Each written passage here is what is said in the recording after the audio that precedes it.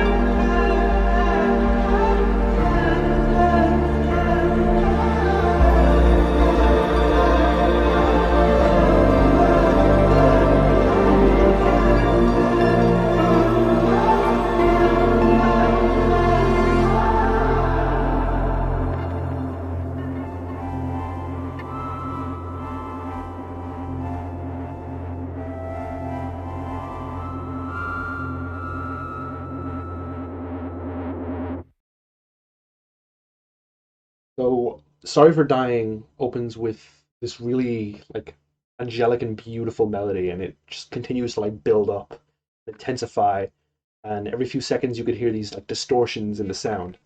I'm not going to be analyzing the actual music in this analysis, more so the lyrics, but I feel like that part specifically is really worth mentioning because it's just very like it's like we're hearing an ascension or thematically a passing on to a new world. In the ghost's case, this would be the afterlife. But as the song just continues to build up, it continuously and eventually it's completely interrupted by that distortion.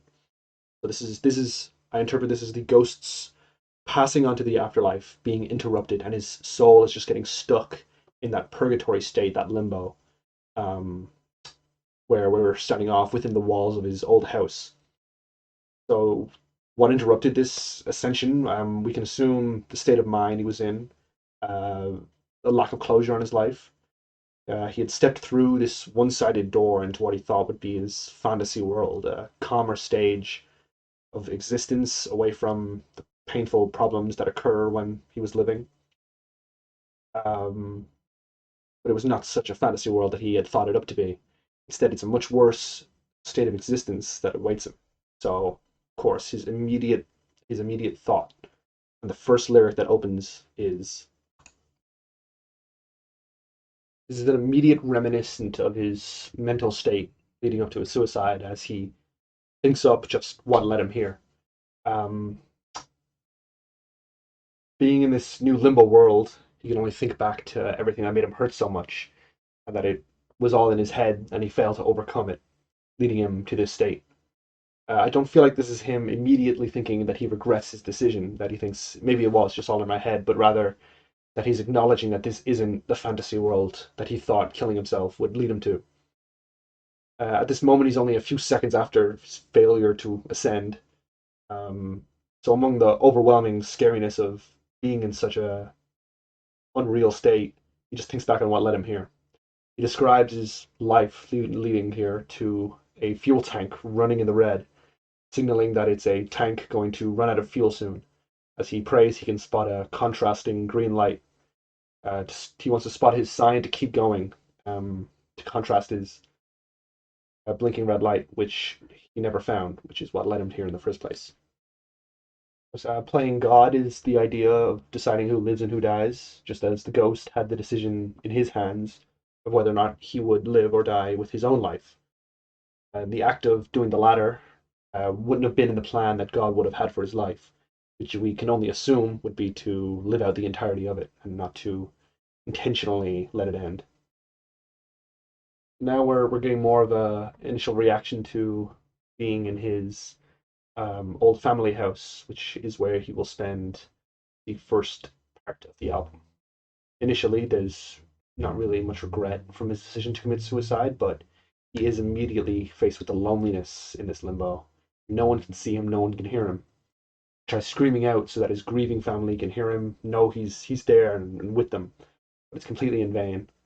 All he wishes for in this moment is to be able to hold his mother and comfort her without having to haunt her, which is what he inevitably ends up doing over the course of this album.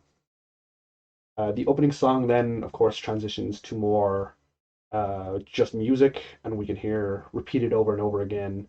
Um, Next thing you know, which is, I guess, some kind of setup to a joke, which lines up with the next song we're going to be going into, Tell Me a Joke. But this opening song, Sorry for Dying, it really sets out a lot of what we're in for later. It kind of hints at the religious themes, the initial non regret for his decision, fear of his loneliness, and his attempt to communicate with his family, only to be hit in the face. How scary the repercussions of his decision now are. It's his punishment in a way, and he's apologetic for leaving them, but at this point he's not regretful that he decided to turn away and not go back, and might not even change his mind if he was given the option to. The next song is Tell Me a Joke. This is one of the most popular, probably the most popular, Spotify wise anyway, song off the album. And even though it's not one of my personal favorites, it is it is really popular, and I think it's nice that one of the most popular songs can play pretty early on in the album, so anyone who were to enjoy it could immediately get a grasp on what's to come and enjoy it more. So I'm not going to interrupt anymore, and this is the next song.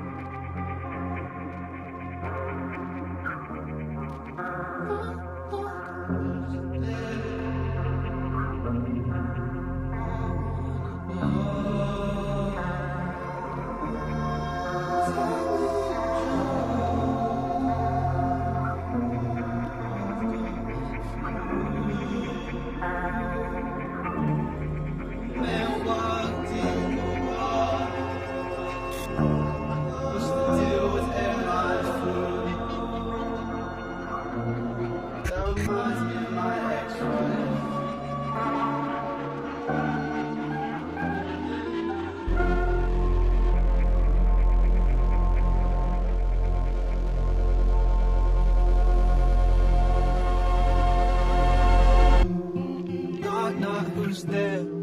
Tell me the truth. A familiar shadow that everyone knew. Reached through walls you saw right through. Laughing at you. I had so many things left to do.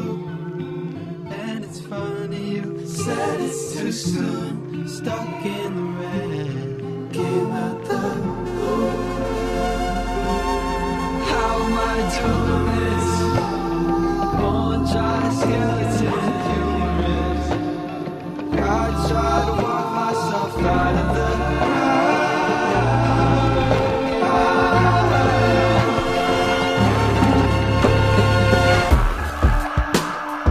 all I could hear were the crickets. Finally the joke is on. I tried hard not to miss it. Everything I could be. That's it.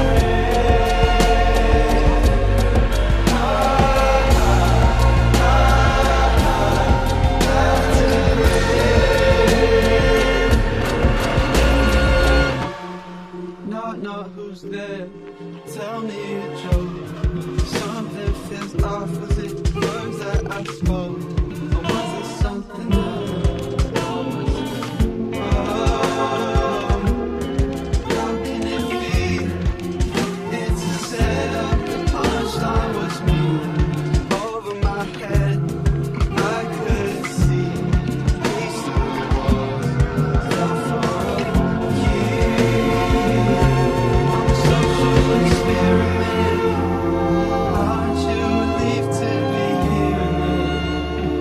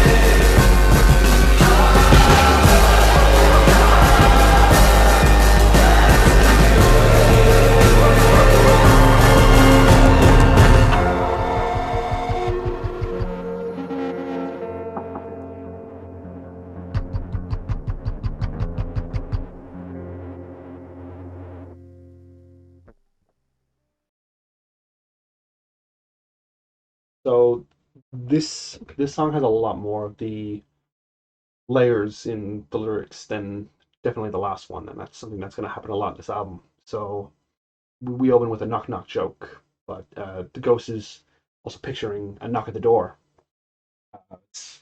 It's likely the metaphorical door that he stepped through, that he would have entered this purgatory state through, and now he can't go back. But he wants to hear a knock at that door. He wants it to be one of his loved ones come through that door and greet him in this state of new isolation and loneliness because he's not ready to go through with it. He tells a few more setups to jokes, but none of which follow up with a punchline. Likely how his life would have ended so early, as if his life was the start of a joke that didn't live long enough to reach its punchline. It ended before it could bridge to the punchline. The ghost, now being dead, wants to know what the people around him truly felt about him. It won't affect their relationship anyway, so he kind of seeks the truth behind those hidden smiles that didn't want to sound harsh or mean when telling him about how they felt. He assumes that they'd think of him as a shadow, someone that everyone knows but nobody truly knew. They didn't know the real identity of who was casting the shadow, just that it was a familiar shadow. But now they can see through him like they never did before. He laughs, even though he felt so unknown to these people. They still now describe his life as being so unfinished, with so much left to achieve, and that it was too soon for him to die, that it's almost depressingly funny how he feels like these are lies, but hearing them would have helped him. He was still alive. If they told him to his face that they saw a promise in him, then it would have helped him a lot more. Even he had a feeling that it was not true. He was stuck in the red, life bleeding soul and something declining, but he came out of it blue, sad, lonely, depressed. Truth of what's happening right now really dawns on the ghost here. He thinks about how he really is just a ghost right now, looking at people speak about his passing. It's such a unreal and scary situation that he tries to cover this up to himself by using humor, like how a lot of people will hide their trauma or issues with comedy. Uh, he references the humerus, which is a large bone in the body, which also sounds similar to humorous. Being so unused to not having a physical body in the living world, he tries to move his body to get it out of the ground, but has no control over his real muscles. He can keep up these facades that he's okay and that he's not really fearful of what's going on, but they won't fix his situation and they won't bring him back to life. But all of these jokes that he tells, they fall flat. They land on deaf ears because his life was like an unfinished joke. So there never actually was a punchline to tell them, as if an audience that wanted to hear the punchline of a joke, but now don't get to hear it because in the ghost's case, his joke or his life ended before it could finish. So all he can hear are crickets, which is usually associated with a joke that didn't land. So now he's alone with those crickets, setting in this newfound loneliness. And in a way, the joke is on him now. Um, because he killed himself thinking he would free himself of pain and loneliness, but now he has nothing at all. Because he initially thought it would be an easy way out, but all it did was slowly begin to make his suffering even greater. Tried not to miss the joke's meaning, by which he means he tried not to miss life. He tried not to regret and miss being alive and everything that he now can't achieve because he's gone. His life was like a joke, and he laughed at it in a very self-deprecating way all the way to his grave. Now the ghost seeks to leave this room and go through a door to escape the embarrassment of his joke not landing and hearing the crickets. But the door is broken. This time he doesn't have an escape from the truth, and the door out doesn't work. It was a one-sided door that he went through. He can't leave, he can't go back to life, or he can't get away from this situation. This is a common fear for socially anxious people, like we can assume the ghost is. Because maybe the joke's setup was the value in life, and his life itself was the punchline. But this went over his head, and he didn't see it. Even though the door out is broken, and he can phase through it, he still searches for a key, to it, but can't find one because, again, there's no escape, regardless of his life state. It's just a social experiment is a common trigger to relieve great stress or worry in many situations that cause such feelings, like in an old YouTube trend. And he wants the people in his life to think of him like that, to hear something that can quickly disparage all of their worry and negative feelings about the joke ending so early. So already we're seeing here the small pinches of the guilt and the regret get into his feelings. Even though he covers them up with denial and rejection, wanting it all to go away, doing anything as much as try to think of his life as a quick worry to be forgotten about soon after. But the people can't hear him from the other side. All of the cameras that would be filming such a social experiment, they're pointing the other way. By the end of this song, we heard the chorus repeat again, but it explodes into this burst of his feelings from how his life is now lost forever. The joke never gets its punchline, leaving the joke's teller and the audience both unhappy. The joke will never get its punchline. We hear the sound of someone banging at a door at the end, showing that the ghost is desperately trying to go back through that one-sided door that he metaphorically stepped through when he killed himself. He's in denial about it, but he does wish to return to living, even if he doesn't truly regret leaving in the first place. So this track is really important to show the ghost's feelings about the unfinished state that he left his life in. And it's pretty vital to explore the next parts of the album as we now go to the next track, which is Don't Mind Me, which is the beginning to delve in deeper into the family's grief. This is definitely one of my favorites when the album first came out, and even though it probably wouldn't be one of my top 5 now, still a really good one.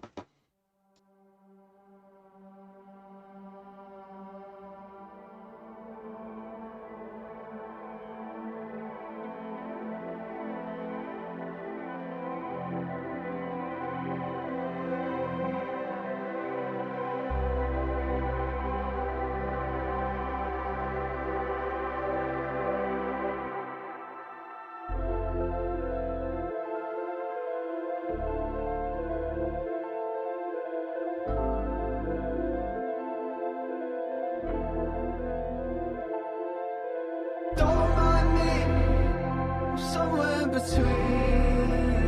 Closed eyes in a dream. Closed eyes in a dream. Don't mind me, cold through the picture. Such a seizure. Somewhere in between. Colors and anesthesia. Somewhere in between. Closed eyes in a dream. Closed eyes in a dream. Don't mind me, I'm somewhere in between. Closed eyes in a dream. Closed eyes in a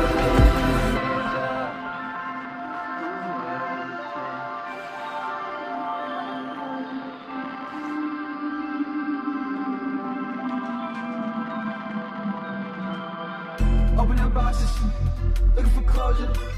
Point to the sky, if only you know I'm so much closer. Yeah, it's alright, I'm right by your side, just over your shoulder. I can't be the hand on my business, I can't be the dust on the sofa. Have you canceled my subscription? You opened my drawer, went through some more, some letters and few of the pictures. You made a collage, a souvenir version of me, curated perfect and neat. Rainbow the memories, twist of the words that I speak. We both through the dirt and the weeds, yeah. From now to high, maybe I don't have to cry. Get a scratch, pace me back to life. No static, I'm automatic. Close the boxes up and put the shit up in the attic. I'm running out of space and then I won't imagine. I'm running out of space and then I don't know what happened. I know I went, I know I went. Left some heavy time away, I'm not back. Don't mind me, I'm somewhere in between. Closed eyes.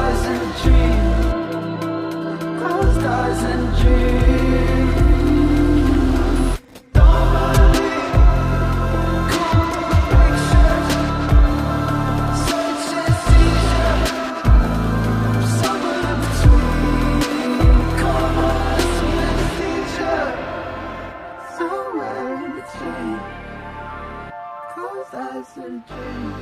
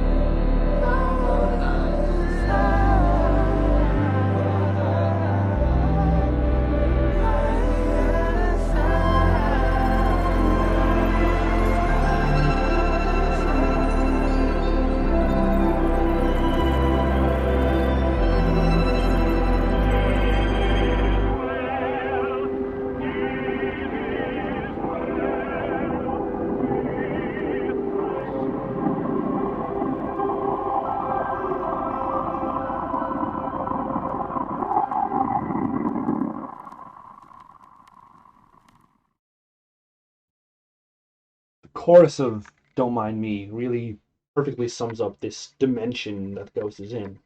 He's in a state of neither life nor death. He's inside a limbo state and a state that's simply in between both. This song delves a lot more into the ghost haunting his family and begins what I've always thought of as a trilogy that has much more of a narrative within it than the previous two songs. Um, this and more songs can be interpreted as different family members or talking about multiple family members in different lyrics, but I'm going to only refer to it as the ghost's mother most of the time, as a majority of the time the mother is the one he's referring to, and it's just a much easier one to interpret than the other ones. I think even if you only heard the odd lyric, um, or understood the odd lyric, this is still definitely one of the easiest verses in the album to analyze. A lot of the lines being really self-explanatory if you keep in mind that he's watching over his mother. She's going through his old belongings, trying to find answers for his suicide and seek closure in her own way. You know, he asks questions about his old network subscriptions and his old belongings, mentioning some loose ends he's left behind and unfinished business that will remain as such forever, essentially. Ghost watches his family put his memory into souvenirs and crafted pictures with quotes uh, filled with their time with him in. These are pretty common ways to deal with grief, and he encourages them to do this, to create up their idealized version of him to grieve, as long as it helps them heal. He encourages them to recount their experiences with him and to almost rebirth his memory, even though his former vessel is now underground. Ghost wishes for his family to ignore the static, which could have various meanings. Um, One of the most likely ones is that it's to do with a void, which is explained more and more as this album goes on. The void is what the ghost uses to refer to the other side, of the right side of this limbo, the afterlife. But in his case, he only looks to the left side, the life side of his limbo with his family. But he's trying to ignore that other side. He's speaking to his family when but he is also speaking to his family when he tells them to ignore the static. So I like to interpret a double meaning, and that the other meaning is that he's asking his family to focus on the good memories that they've crafted from these souvenirs that they've made for him. He wants them to continue to ignore the static within these memories, ignore the negative experiences that they had with him. Because when someone passes on, generally we keep the good memories of people. Um, which almost makes him up to have been this perfect person. Although at the same time, the negative experiences we have with people can be just as fundamental to our memory of them as the positive ones. The ghost doesn't wish for them to think over the bad stuff, as it would trigger more guilt for him, as he's watching from the other side. These are just more pinches of guilt that are beginning to break through into his character. He wants them to be done with him. After they make these souvenirs and carry out their healthy methods of coping and with his loss, he wants them to close up the boxes, put them away, and essentially they should forget about him and put him in the attic, which is a place that they'd only check every so often. So they're keeping his memory from being completely erased, but they're saving themselves from a constant haunting by moving on from it. So maybe this is a plea from the ghost, and it hurts him so much to see all this that he doesn't want to feel even more regret to that choice. He doesn't want to accept that he regrets killing himself, which is really difficult for him. But he doesn't have an easy way out of this, like he did while he was alive. His easy way out before was his suicide, and he doesn't have an easy way out now. So the only easy way out he can think of is them forgetting about him. He doesn't regret killing himself still at this point, but he is really starting to regret putting his family through this. So it's a really lose-lose situation, because he couldn't bring himself to live with the pain, and now he can't bring himself to watch the consequences. He wanted to be free of his internal pain, but now he's forced to do nothing at all but feel that pain and watch the pain he's caused.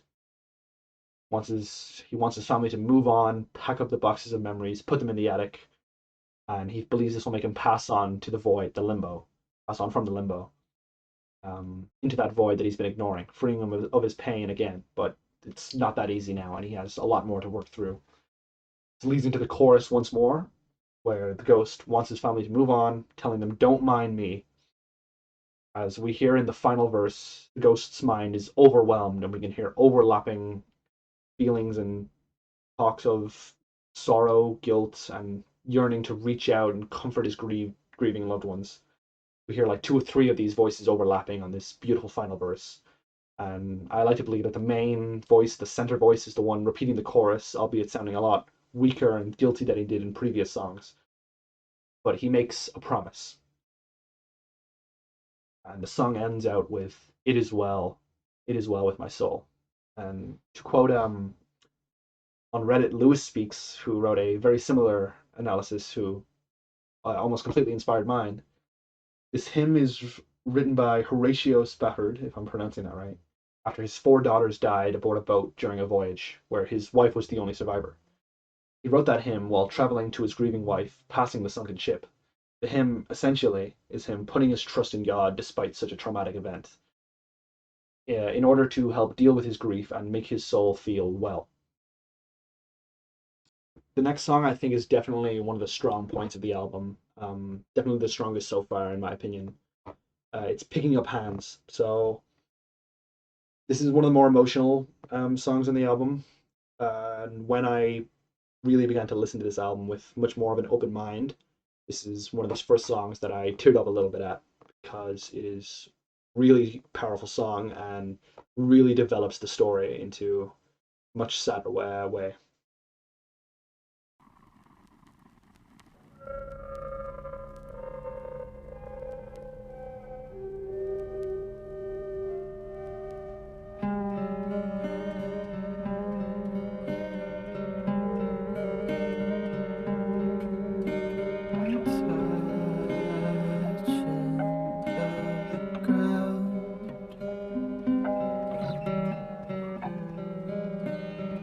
Pick up my hands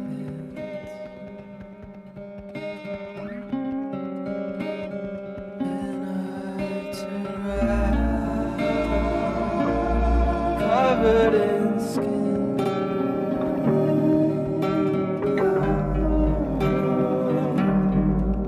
It's that room, it's the wall, it's the poster, and all the lamp is still swinging its cold. It's the shadowy weight and the footsteps that take made a mark of dust on the floor. And I saw the second time.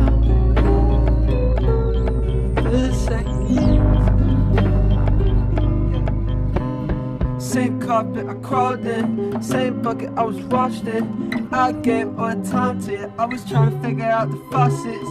Tall marks on the world charts, it's the wrong parts getting longer.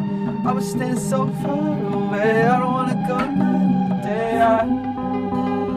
Same basket carrying me, I need you there with me, I need you just down the floor.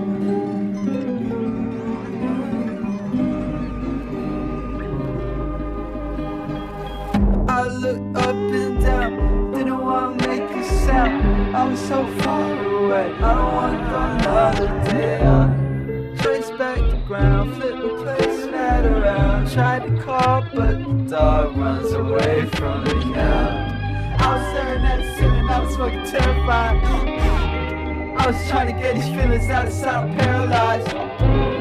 Same old tree, seen it all, peeking through the blinds. I can do it how I used to climb, gravity even getting used to mine. Same bucket I was washed in, I gave all the time to it. I was trying to figure out the faucets. Tall marks on the wall charts, it's the wrong parts getting longer. I was standing so far away, I don't wanna go another day. Same basket you carry me, I need you there with me, I need you just down the hall.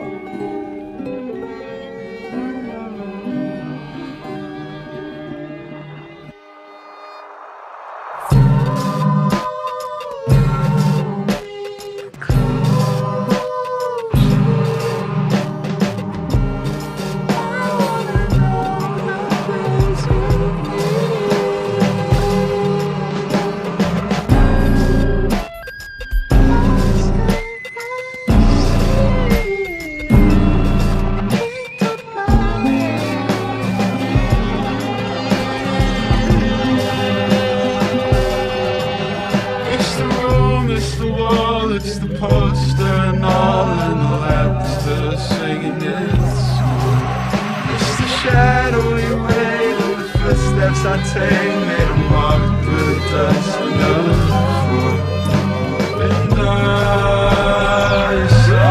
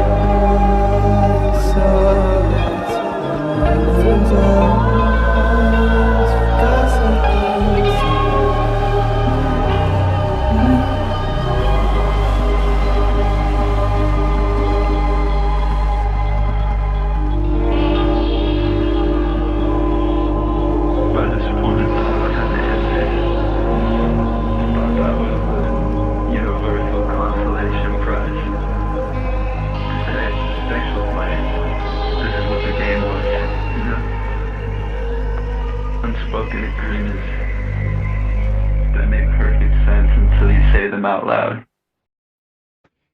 So the ghost in the opening reminisces on his birth, almost nostalgic, as if he can remember such a thing.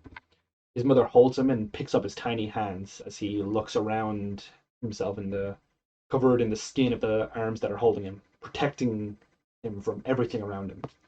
Something that he misses, even if he can't truly remember being in that moment. So in this song, I think the ghost is accompanying his mother in what's her continuing to look for closure with her continuous grief and her coping. This time, I think they're in the ghost's old bedroom, in which she finds things that are mundane, such as his wall, his poster, and his unplugged lamp. They now have become standout things and things of nostalgia. Dust's been growing on the floor, showing that the ghost has been gone for a while, and likely nobody's been in his room since he passed. And his mother's grief and sorrow are only worsening. Maybe putting herself in this place won't have the healthy effect she wishes for, but she has nothing else to help her process of healing. And subsequently, the ghost follows her. His footsteps make a mark through the dust, showing the weight of what's going on, despite the ghost not even having any weight at all, not even having a real body to leave a mark in the dust. When a baby is born, it's widely believed that when it looks into its mother's eyes, that's the moment it's truly born. So the ghost feels like he's been reborn now, and that this limbo is like a new life for him. And now, for the second time, he's seen his mother's eyes, that he's been reborn. The first time being, of course, when he was born as a human, and now as this ghost. But also that shadowy weight that he feels has gotten so heavy, and his mother grief has intensified so much to the point that she can almost feel his presence. She can almost feel like he's there with her, and she looks up through him, despite not feeling the need to acknowledge that he's literally there. She doesn't know he's literally there with her, but she feels like something's with her in the most unsupernatural way possible. And for the second time since he's died, she's looked to where he stands, and for the second time he's seen her eyes. So that's a little double meaning there I like to interpret. He hadn't seen her eyes since the first time he hunted her in Sorry for Dying, which, judging by the dust on the floor, we can assume it's been some time since that first track already now.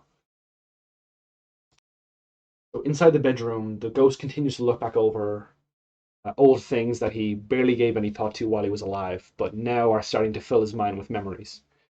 Memories of the place he grew up in, washed in, and gave so much time to his mother that they can both now think back on. There's a greater pain in his voice that builds up as he reminisces on these things, wanting to keep feeling the happy joy and comfort that these memories bring, but he's unable to stop the infectious pain and guilt that creeps into his mind the more he thinks on these memories.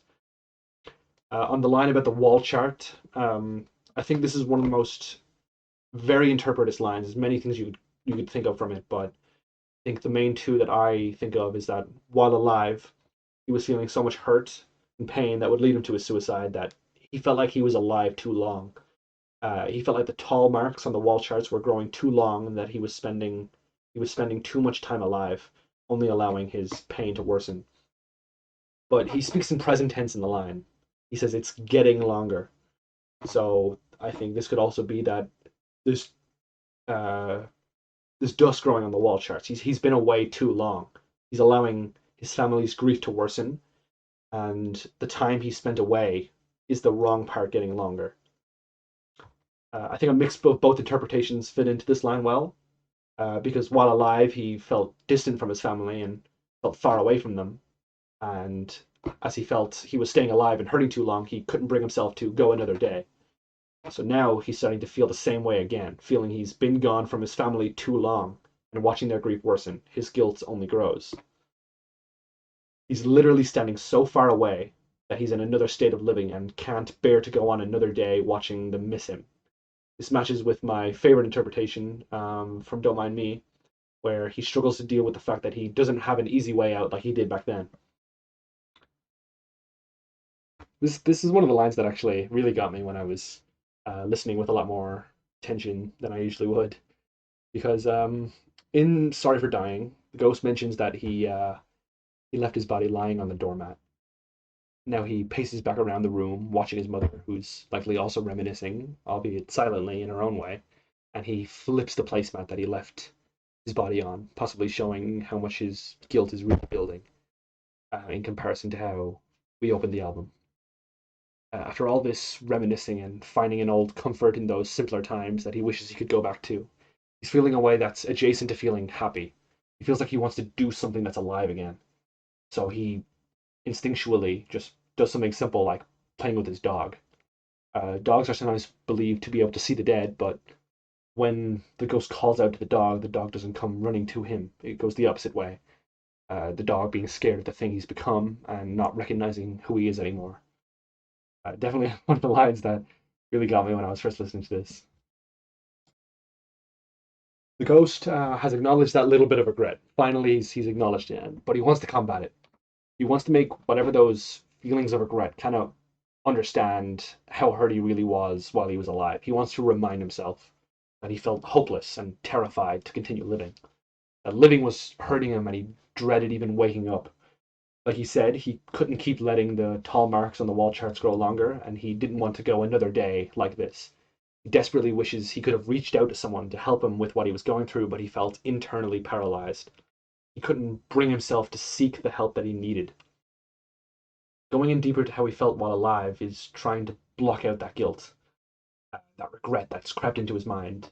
It isn't so much denial, it's more like reminding himself of why he killed himself in the first place. I think this line could be a reference to Quadeca's previous album, From Me to You, where Quadeca climbs a metaphorical mountain. Now, the ghost is a character. He's not linked to Quadeca himself. The ghost isn't Quadeca, what if he died? But in that album, From Me to You, Quadeca did successfully climb that metaphorical mountain by the end. He reaches a point of understanding and he moves past his struggles. And this really does contrast the character of the ghost, who couldn't work through his problems while alive and even struggles to work through them now. He can't successfully reach the top of the mountain like he used to, and now he feels used to staying on low ground. It's a dark thought, but the ghost almost wishes his mother could die and join him in this limbo state so that they could be together again and he could comfort her, that he could hold her without haunting and he wouldn't feel so alone anymore. This is why he says he needs her just down the hall, which is akin to something a child could ask its mother when it's going to sleep or feels sick or scared and needs their mother to be on standby for them. Although now, it's not a call she can hear. It's not a call she can answer anymore. It's another thing he had probably been reminiscent of when he's thinking back on his memories, and it really emotionally gets to him, and he speaks to her again, telling her he needs her on standby for him. He needs her. In Sorry for Dying, the ghost wished to hold his mother without haunting, and he's been ignoring the irony of that line by continuing to haunt her and never getting to hold her. By this point, he knows that continuing to follow her and hunt her is the only reason he's actually still here, and that's why she continues to grieve. But he can't let go of her, despite how much it hurts to watch. Uh, because so then, before the next line, he paused, and this is a much more personal interpretation from my own mind's image of how the scene would visually look. But I like to imagine the mother is about to leave the room. She's finished with her search for comfort and closure, and the ghost pauses for a minute, and we hear the sound build up a little bit. I like to think that the ghost is watching her leave, and he wants to let her go. He wants to let go of himself, holding on to these memories with such reliance, but he can't bring himself to do it. Even though he wants to stop, he makes a decision that he's going to keep haunting her, which is why his next line says, the ghost asks her yet again to follow him into the afterlife. Or maybe he asks her to follow him and come back to the room, stay in the room. Stay in this place where they can reminisce on memories that bring them comfort in the moments before they bring them both pain. Lazarus was a character in the Bible who had an illness named sepsis. The ghost compares himself to this character as his own body is decomposing, whether this is his ghostly body or his old, decomposing one from when he was alive. I like to interpret that the mother would take one look back because of this extra haunting that the ghost has done, but he can't convince her to stay. But she takes just one more look back, and in this short but extended moment that he's caused, he holds his hands out and he begs her to pick them up again. Pick them up like he remembers from his birth. That he feels like he remembers from his birth, where he could feel protected, safe, loved. Um, and he saw her eyes for the second time when he was rebirthed, and now he wants her to pick up his hands again, surround him in skin. And he knows she can't do it. She knows he can't hear him, see him, touch him, but he begs anyway, and we can hear him tearing up when he delivers that line. Before she leaves, he reminisces once more, repeating the chorus of all the nostalgic objects in his room, continuously begging to remember all these memories, to stay with him in the room while she continues to walk out of it. But there is a new line, a change in line. Now she's finally left the room, and he notices a new light under her door that he's never seen. There's many possible interpretations for this line. Possibly, judging by the dust on the floor, the ghost has been gone a long time now, and he realizes that how different the house is becoming. The house is changing, so are the people from his life. And still alive, those people are going to change. They're able to change, they're able to grow. But he's stuck in his room, he's stuck in limbo, and he's stuck being able to change. He's stuck being able to do nothing but focus on his passing, and he can't move on like his family can. This really does work into my favorite interpretation of the line, of what he's really noticing beneath it all. He's still trapped alone in his bedroom after his mother has left it, but he's realized that she's beginning to heal. Her grief wasn't going to last forever, despite how heavy the situation was, and the light under her door can be seen so brightly from the dark room that it signifies she's moving on. Initially, he doesn't know how to feel about this, which is why he sounds so confused in his delivery of the line. Um, Perhaps she found that closure that she sought when she went into his room, or perhaps enough time has passed that she naturally can't stay in the room forever. She can't stay grieving forever. Metaphorically and physically, she needs to move on, and she's finally begun to. So the ghost repeats that bridge once more, reminiscing on all the things in the room, but this time it's in such a low tone, sad tone. He sounds hurt again. There's no comfort left in those memories. He's repeated and thought about them too many times that there's no comfort before the pain in those memories. There's only the pain in them. So when the dark completely infects the room, that he can't even see his own room anymore, he's only left with his final thoughts. Essentially, the ghost feels like after he ended his life, he would receive answers for it all. He would receive why he was there, why he had to live, and would receive his own form of closure on his life. But once he says that aloud, he realizes how silly it really sounds. Maybe he hints that the game itself, life, was just unspoken agreements between people that made sense until it was said aloud, which can be really interpreted in any way the reader feels fits best to themselves. I think it's really a line where a lot of people I know who listen to this album kind of don't have a concrete positive interpretation for that line, the unspoken agreements line, but it's still a very memorable and special line. Uh, this track really did reduce me to tears for a few of those lines, and even while analyzing it and writing down my thoughts, I was coming up with completely new interpretations that I hadn't even thought of before. That really made me get a little bit emotional. It is one of my and many others' favorite track on the album for a lot of those reasons. The way he expresses his feelings before he committed a suicide can be a really relatable thing for a lot of people. The lines about not seeking help, about feeling paralyzed. And I think people going through similar experiences can really benefit from the anti suicidal messages and analogies that the latter half of the album really bring. Because even though he's depicting his situation and even thinking back on his life as hopeless and so nihilistic, that's what makes the ending of this album so beautiful, because he really depicts his struggles this strongly that when we reach the conclusion, it makes the optimistic conclusion, it makes it so much more beautiful and satisfying to reach that point. Even though we're at a very depressing stage of the album right now, and it's only going to worsen for the next few songs, that is something to keep in mind. Okay, so this next song, Born Yesterday, is tied for my favorite song on the album. I physically cannot pick one between this and a later track. This was the first single that was released on the album. So this was the first taste of what we were going to get with this full album, and you don't even really need the rest of the album to analyze this one. It was definitely the song that made me enjoy analyzing this and probably analyzing music in general. Because whether you analyze it or whether you just listen to it and just feel it, it's an extremely powerful song. I think it really does stand on its own two legs without the rest of the album, but having the rest of the album really enhances the experience.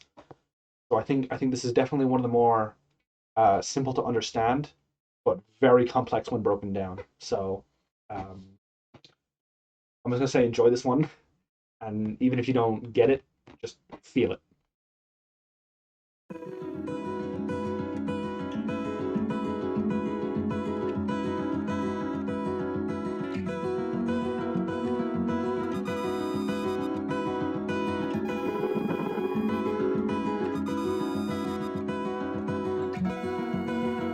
I wasn't born yesterday. goddamn lying. I wasn't born yesterday. I think you're goddamn lying. I wasn't born yesterday. Oh, I wasn't born anyway. Oh, I left and went away. Oh, I think you're goddamn lying. You want her, you need her, and yet you don't believe her. You want her, you need her, and yet you don't believe her.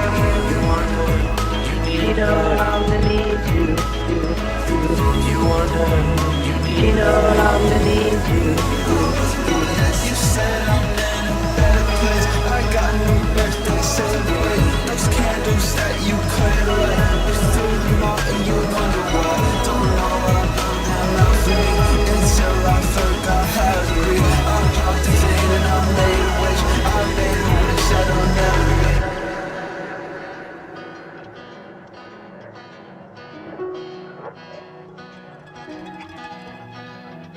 Now I'm here. I've been in so many tears, I try my best not to count it. I've been in so many hearts, I've been in so many prayers, I've been in so many couches. I've been in so many lives, I live so many lives, I live in so many houses. I've been subject to change, I keep circling days, I keep thinking about it. I've been trying to unsee how you moved on from me, cause it feels like without me. I've been riffing the Florida, umbilical cord is still sort of around today. I think you're goddamn right. I wasn't born yesterday. I think you're goddamn right. I wasn't born yesterday. I wasn't born anyway. I'm crawling away. I think you're goddamn right. I wasn't born yesterday. I wasn't born anyway. And yet you don't she no longer needs you. I think you're goddamn right. It gets so bright, I disagree. It's been 12 nights and a million years. That weight gets heavy when I'm breathing. You gave me something to believe. You said it happened for a reason. I swear to God, I think you're goddamn right.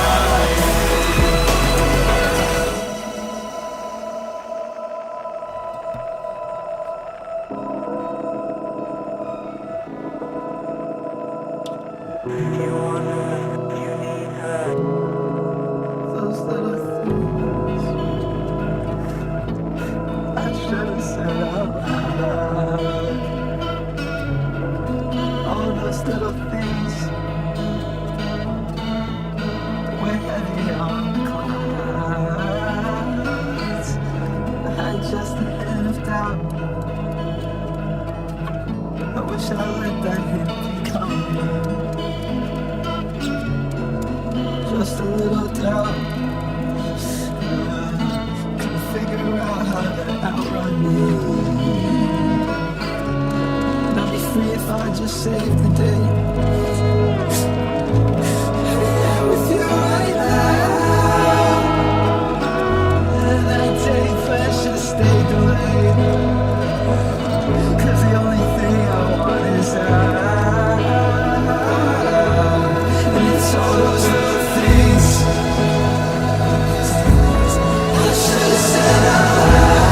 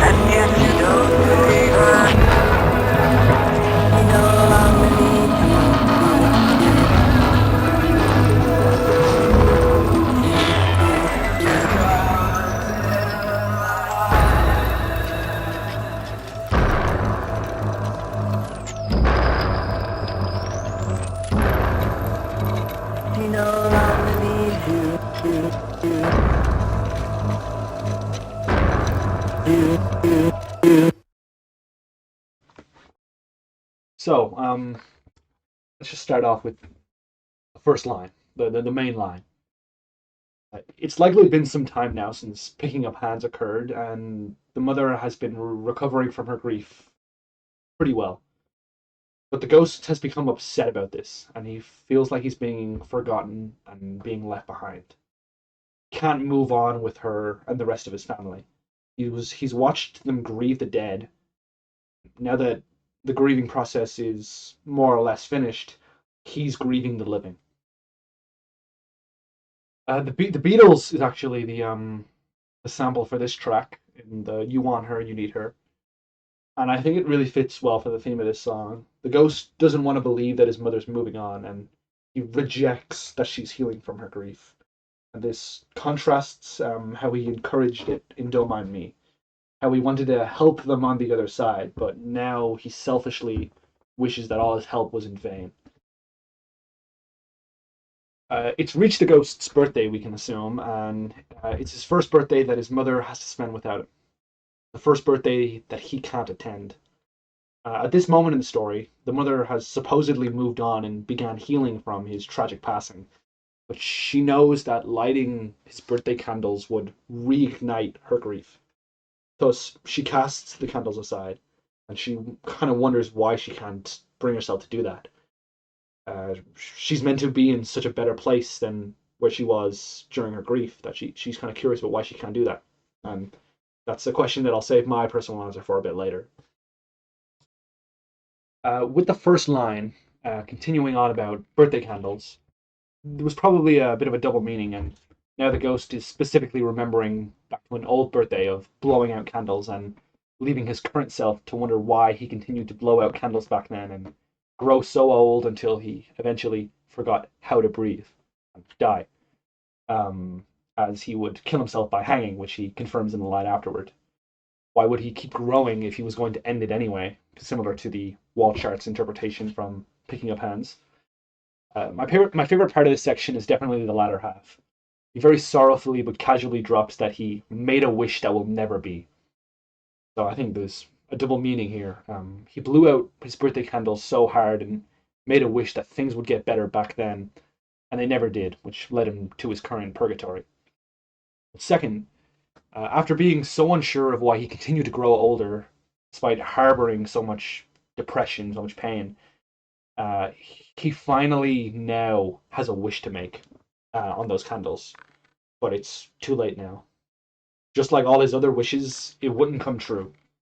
He made his wish and popped a vein, and whilst being in the process of suicide, while choking out mere seconds before he died, he wished that he didn't go through it, and that wish has finally caught up to his memory, and it's making that already building regret really worsen. So, after so much denial, he realizes that he really did wish he didn't go through with things from the moment he killed himself, but he just hadn't accepted it yet. He's finally admitted that he regrets his decision.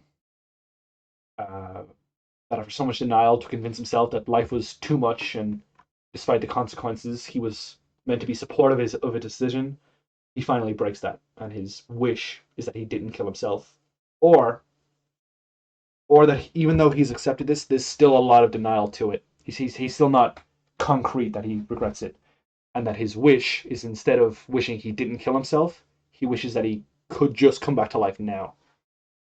He wished that he endured his pain, that he could be with his family now, that he could come back to life and comfort them, rather than having never been gone in the first place.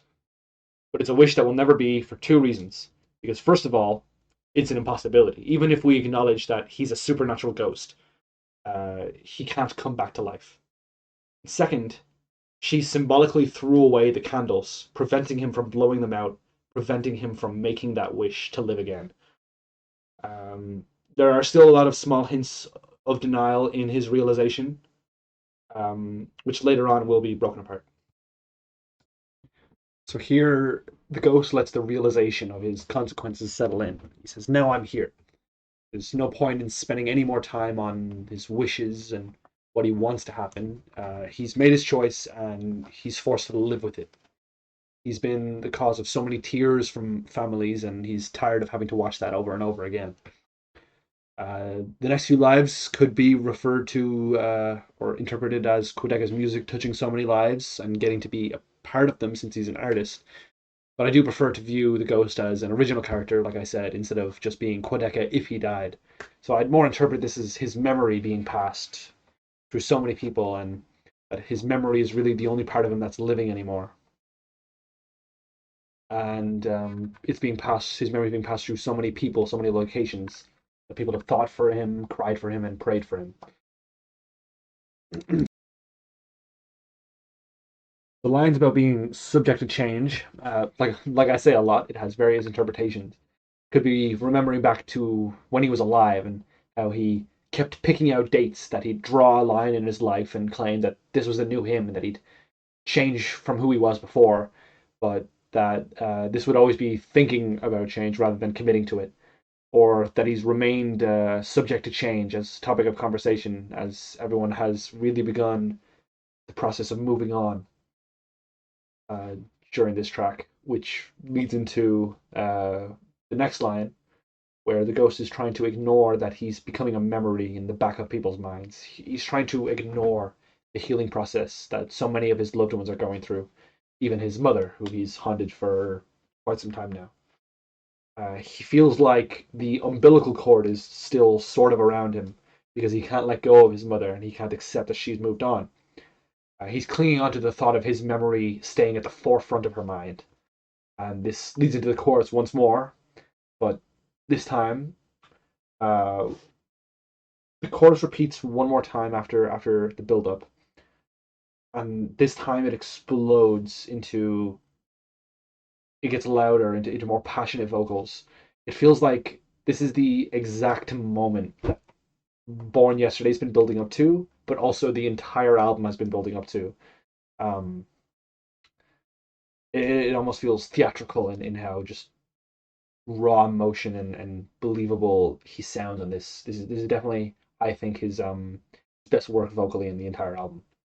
It's this loud explosion in so many forms. That's his pent up anger mixed with his sadness, his regret, his rejection, his denial. All of it is merging together to what really forms almost an even greater denial than before, in a way. Uh, because he can't accept that she's not going to grieve him anymore. And he passionately sings that he doesn't believe her. I still get goosebumps every time I hear that big vocal explosion in this part of the chorus. I genuinely do consider it to be a perfect part of this song. Although I do think that like I said, a lot of the lyrics on this and the song as a whole is definitely one of the easier songs to analyze and interpret. But like I said, when you actually break it down, it's you can find a lot of complexity hidden in that simplicity.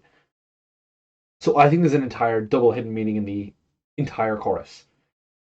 So initially, my conception from this album, before I delve deeper and deeper into it, um, was that the one I've been telling you up to this point, that the mother is grieving and that he can't accept that she's moving on.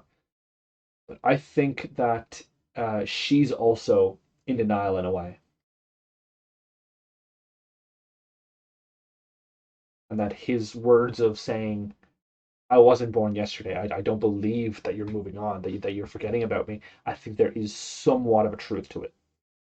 The mother, she's built him collage and souvenirs for his life in Don't Mind Me. She sought comfort and closure by putting herself back into thinking about her son and entering his room, supposedly moving on and healing in picking up hands. Yet she can't light the candles for his birthday, and even she can't question really come for an answer, come get an answer for why she can't light those candles. But she deep down knows exactly why. But she's also in a state of denial herself. It's because she hasn't actually healed as much as she likes to think to, or she thinks she has. I think the mother has conjured up and manufactured her own healing process to pretend that she's a lot further along in it than she actually is. Um, Beneath all of her exaggerations of her placement in this process, and attempts of convincing herself that she's okay and that she's moving on. She's just as hurt to do that to herself as the ghost is to watch her. Which is why I think the chorus of the song acknowledges that he thinks she's lying and he knows that she's lying, that she isn't okay, and that she hasn't healed. Um, but he is still in denial himself because the process of her pretending that she's moved on is in a way cheating. It's ironically leading her towards actually healing. So she's eventually going to she's convincing herself and successfully convincing herself that she's moving on. And he can't accept that because he's seeing that she's exaggerating it right now. And I think denial of that aspect of her grief is what truly makes the ghost in denial himself. And it sounds really complex, but I do think that's because it is. Um, when you look beneath the simplicity of the interpretations, both simultaneously being true of what I've said. So you can really see how in depth and strong I think this song is. Um, it really is why this is one of my favorite songs on this album, and I would even be inclined to say this is one of my favorite songs ever. I don't think I would have as strong a connection with this album without this song, which is pretty crazy because this was the first single, and at the time of release, I didn't care for it as much. I thought it was a really big switch up from Quadeca's usual style, and I wasn't, I guess, mature enough. I think by this point, when we get to this verse, we're still keeping that really big, powerful, and passionate vocals, and to me, this whole thing doesn't even feel like a verse. It feels like it's just continuing on that chorus. So uh, this is the least verse feeling verse to me. But I think the first line could mean the negative dark cloud in people's heads when thinking about him or missing him, and uh, the sadness of his passing has been clearing up and getting so bright that his memory is fading, and he himself cannot exist in this ghostly state if he's forgotten about. It's only been 12 days since he committed suicide and went through all of this, but it's felt like an eternity to him, and he's lost any and all perception of time. To the point it feels like it's been a million years to him. The weight of his consequences and the weight of time passing felt so heavy while he was alive, when I'm breathing. Yet the ghost cites the mother as the one who gave him a reason to keep going and to stay strong and alive. But despite it not being strong enough to keep him living, the line itself and how he vocally delivers the line is what really makes it hit so hard. He's realizing more so now that she actually is starting to move on from him and from pretending that she's moving on. So he's denying that, and it's really deluding him into thinking that she cares for him less now as a result of this. That by moving past the grief and sadness and keeping him as a memory, that her value for him has lessened. She copes with his passing, claiming it all to be for a greater reason. And this is just an excuse she's conjured up to think back on him more optimistically. But this exact thought is a breaking point for the ghost, who yells out with so much anger, heartbreak, sadness that again, I think he says he thinks she's lying. I think you're goddamn lying. Um, that even she shouldn't truly believe what she says and these thoughts. That sometimes bad things just happen with no positive purpose for it. For all this sad but at the same time really beautiful build up, the instrumental quiets again, and it reverts to being more similar to how it sounded at the beginning of this track. And I've always imagined in my head at this moment that what really breaks this loud and strong expression of his feelings was his mother finally thinking back on him. Like she's picking up one of the souvenirs she's made for him, like a scrapbook or a picture frame, and she's thinking of him as she remembers him, not in a sad way or in a fake way, just really thinking of him in appreciation and fondness for the memories and all the time they've spent together with no pain to follow it up like there was in his room. And this does almost soothe him. He doesn't want to scream out to her about not believing her. He's almost run out of energy and he just wants to spend this tender time with her and appreciate this moment where she really is thinking about him. but it really does spiral into an almost tragic breakdown, which we would have heard at the end of the track there. Here in this breakdown, in a way, the ghost thinks back on small displays of love and affection that he felt but never showed his mother, things that never meant much in the grand scheme of things. Um, but he wish he said to her anyway, just to show how much she really meant to him. It's an extra regret on top of everything that he just accepts. He regrets he can't do anything about now, but it weighs upon his consciousness, or as he says, the clouds, all the same. He remembers tying the rope up to do his suicide, just like he'd have a small urge to show his mother love, but ignore and move on. He had a doubt about going through with this in his mind about the suicide that he ignored and pushed on. And now he wishes he let that hint of doubt become his very existence. He wishes that he let that doubt save him, but he just couldn't figure out how to outrun that doubt that was consuming his entire life. He'd be free of all of his regret and his sadness and anger if all of his issues, if he just did what he referenced earlier in the track about circling dates. If he had saved a date to draw a line in his life and cross it to really make that effort to change, then he'd be standing here alive right now with his mother. But the plan he did end up making, the one to kill himself, that was the plan that he really should have put off. That he would keep putting off and leave it as a thought instead of committing to it, like his good plans he ended up doing with. The only thing he wants now is to be alive. And finally, the ghost has fought through his tears, his even more denial, and everything else on his plate that he really does regret killing himself. And he has nothing more to deny about his stance of living, dying, whether his mother is really moving on or not, or whether he even wants her to or not. So all he does is he goes back to how he started this breakdown ending, by remembering all those little regrets. But to reference the sequence in the music video for this masterpiece of a track, even though he has let go of his denial, he only feels more burdened and trapped. I decided to put the music video in instead of the visualizer for this because I do think that the music video for this one really enhances the experience. There are also music videos for some of the other tracks, which I think are worth watching, but I think Born Yesterday is definitely the essential music video to watch. And as you would have seen, he would feel more burdened and trapped when he does this. So both the final parallel of the music video showing locations that are empty that once the ghost stood in, and the ending lines of the song repeating "She no longer needs you," is that one thing is completely clear to us as a result of this song. The ghost's mother has finished her grieving process. Picking up hands, it had really begun. It had really been reaching a place, even if she wasn't as far along as she was pretending she was. At this point now, she has moved on. And this finishes off part one of I Didn't Mean to Haunt You. I do consider it to be definitely one of the stronger song-wise. I think these are definitely the songs that I listen to more often in my free time. But in a way, I do think the complexity and debatably the writing takes a big step up as we go along here. So this next song, "The Memories We Lost in Translation," as we begin part two. This is big step down from what we've been doing before.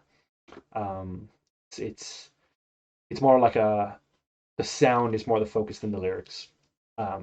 It's a pretty easy song to break apart, so we won't spend that much time on it.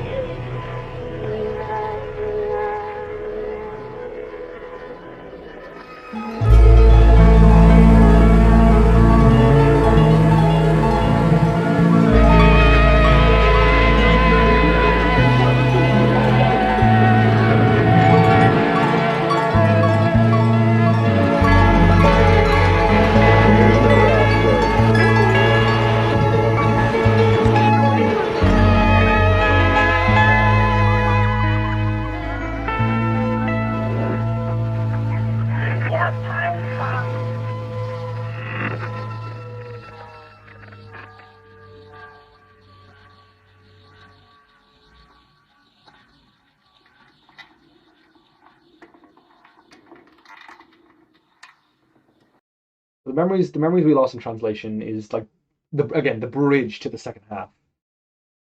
Things are going to get worse before they get better from this point, and this track was a really calming and beautiful one. The actual sound that we heard, it almost depicts childhood itself, and in its harmony, this is the ghost in a state of doing nothing but remembering his own childhood. He's clinging on to these memories that he looked back upon so fondly and picking up hands as they start to fade away. He's past denying it, that his mother's moved on, but he still can't move past her. He still can't accept the void and move to the afterlife. So he's going to continue to haunt her. But he feels the urge to ask, what about him? He hasn't slept since he was either buried or cremated. He's done nothing but watch her grieve, and he's done nothing but haunt her through it. So after listening to the beautiful art of music that plays as his memories are literally beginning to fade, even the listener has to ask, what now? Because now we have to return to this deluded idea that decreasing her grief is decreasing her care for him. And that sick idea deludes his mind and twists it into resentment and anger and hate. So, as much as I do enjoy this song, we are now going to go on to what I personally consider to be the most misconceptualized song on this album. My very first time analyzing, I ended up getting an interpretation that I really didn't like. And after analyzing myself, I really don't agree with it. So, even though I'm going to be acknowledging both interpretations, but I am usually only going to be sticking to my one. I do invite you to try your very best to pick up on what happens in this track. It's definitely a difficult one to pick up on, but yeah, if you've no knowledge on this, I implore you to try.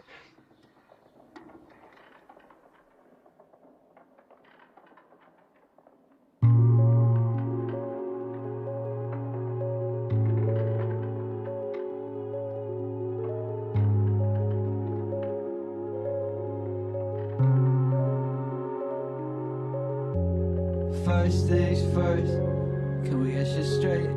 I've been alone since you left me and you went. I've been alone to reflect on my mistakes. I've been alone since when you offered me your forgiveness. I was begging you not to breathe and tried to yell at you from a distance. Could you tell when you let me see? Put my feet on the floor, always every boy, heard it creep, turn it weak, turn the heat up some more. It was spreading, said it's not settling, nothing, how it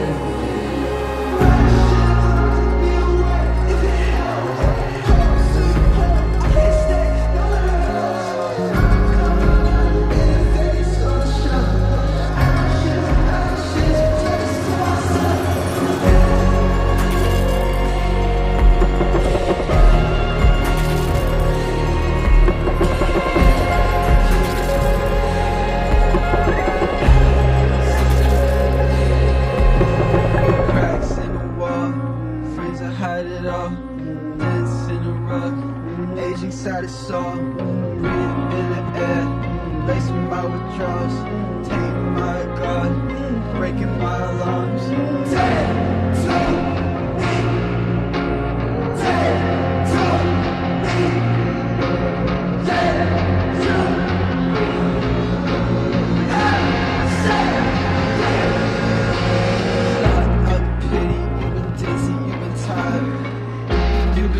Keep yourself busy, let me try. I feel guilty, I can't say why. But you see through the sea, oh, breaks my heart, but I'll give it a try. What else was I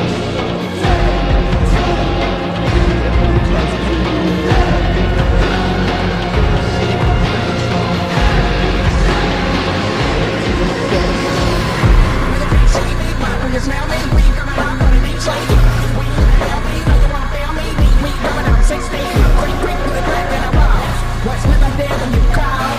When you try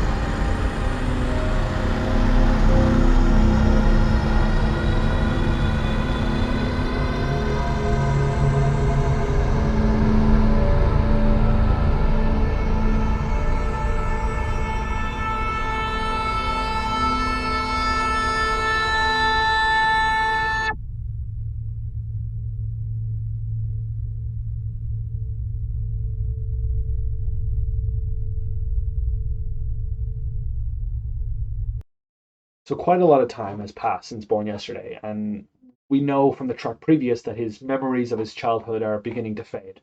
He feels left behind. He's already asked, what about him? And just like always, he's been given no response, no sign, no answers. But right now, more than before, he feels lonely. He speaks to his mother, knowing that he'll continue to get no response, but he has no one else to speak to.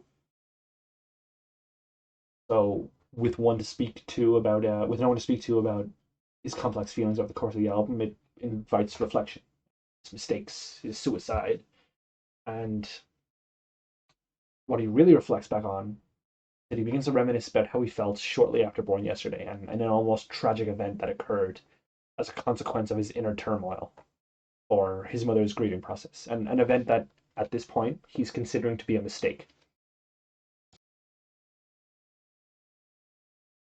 Most first time listeners didn't really get this track upon first listen because of how vague it is in the opening.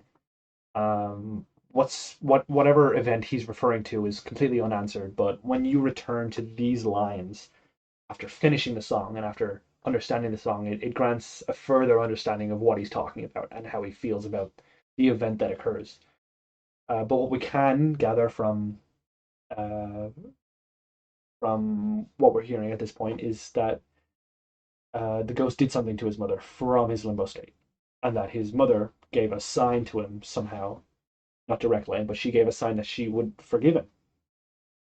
And his reaction, therefore, would be to beg her not to breathe in.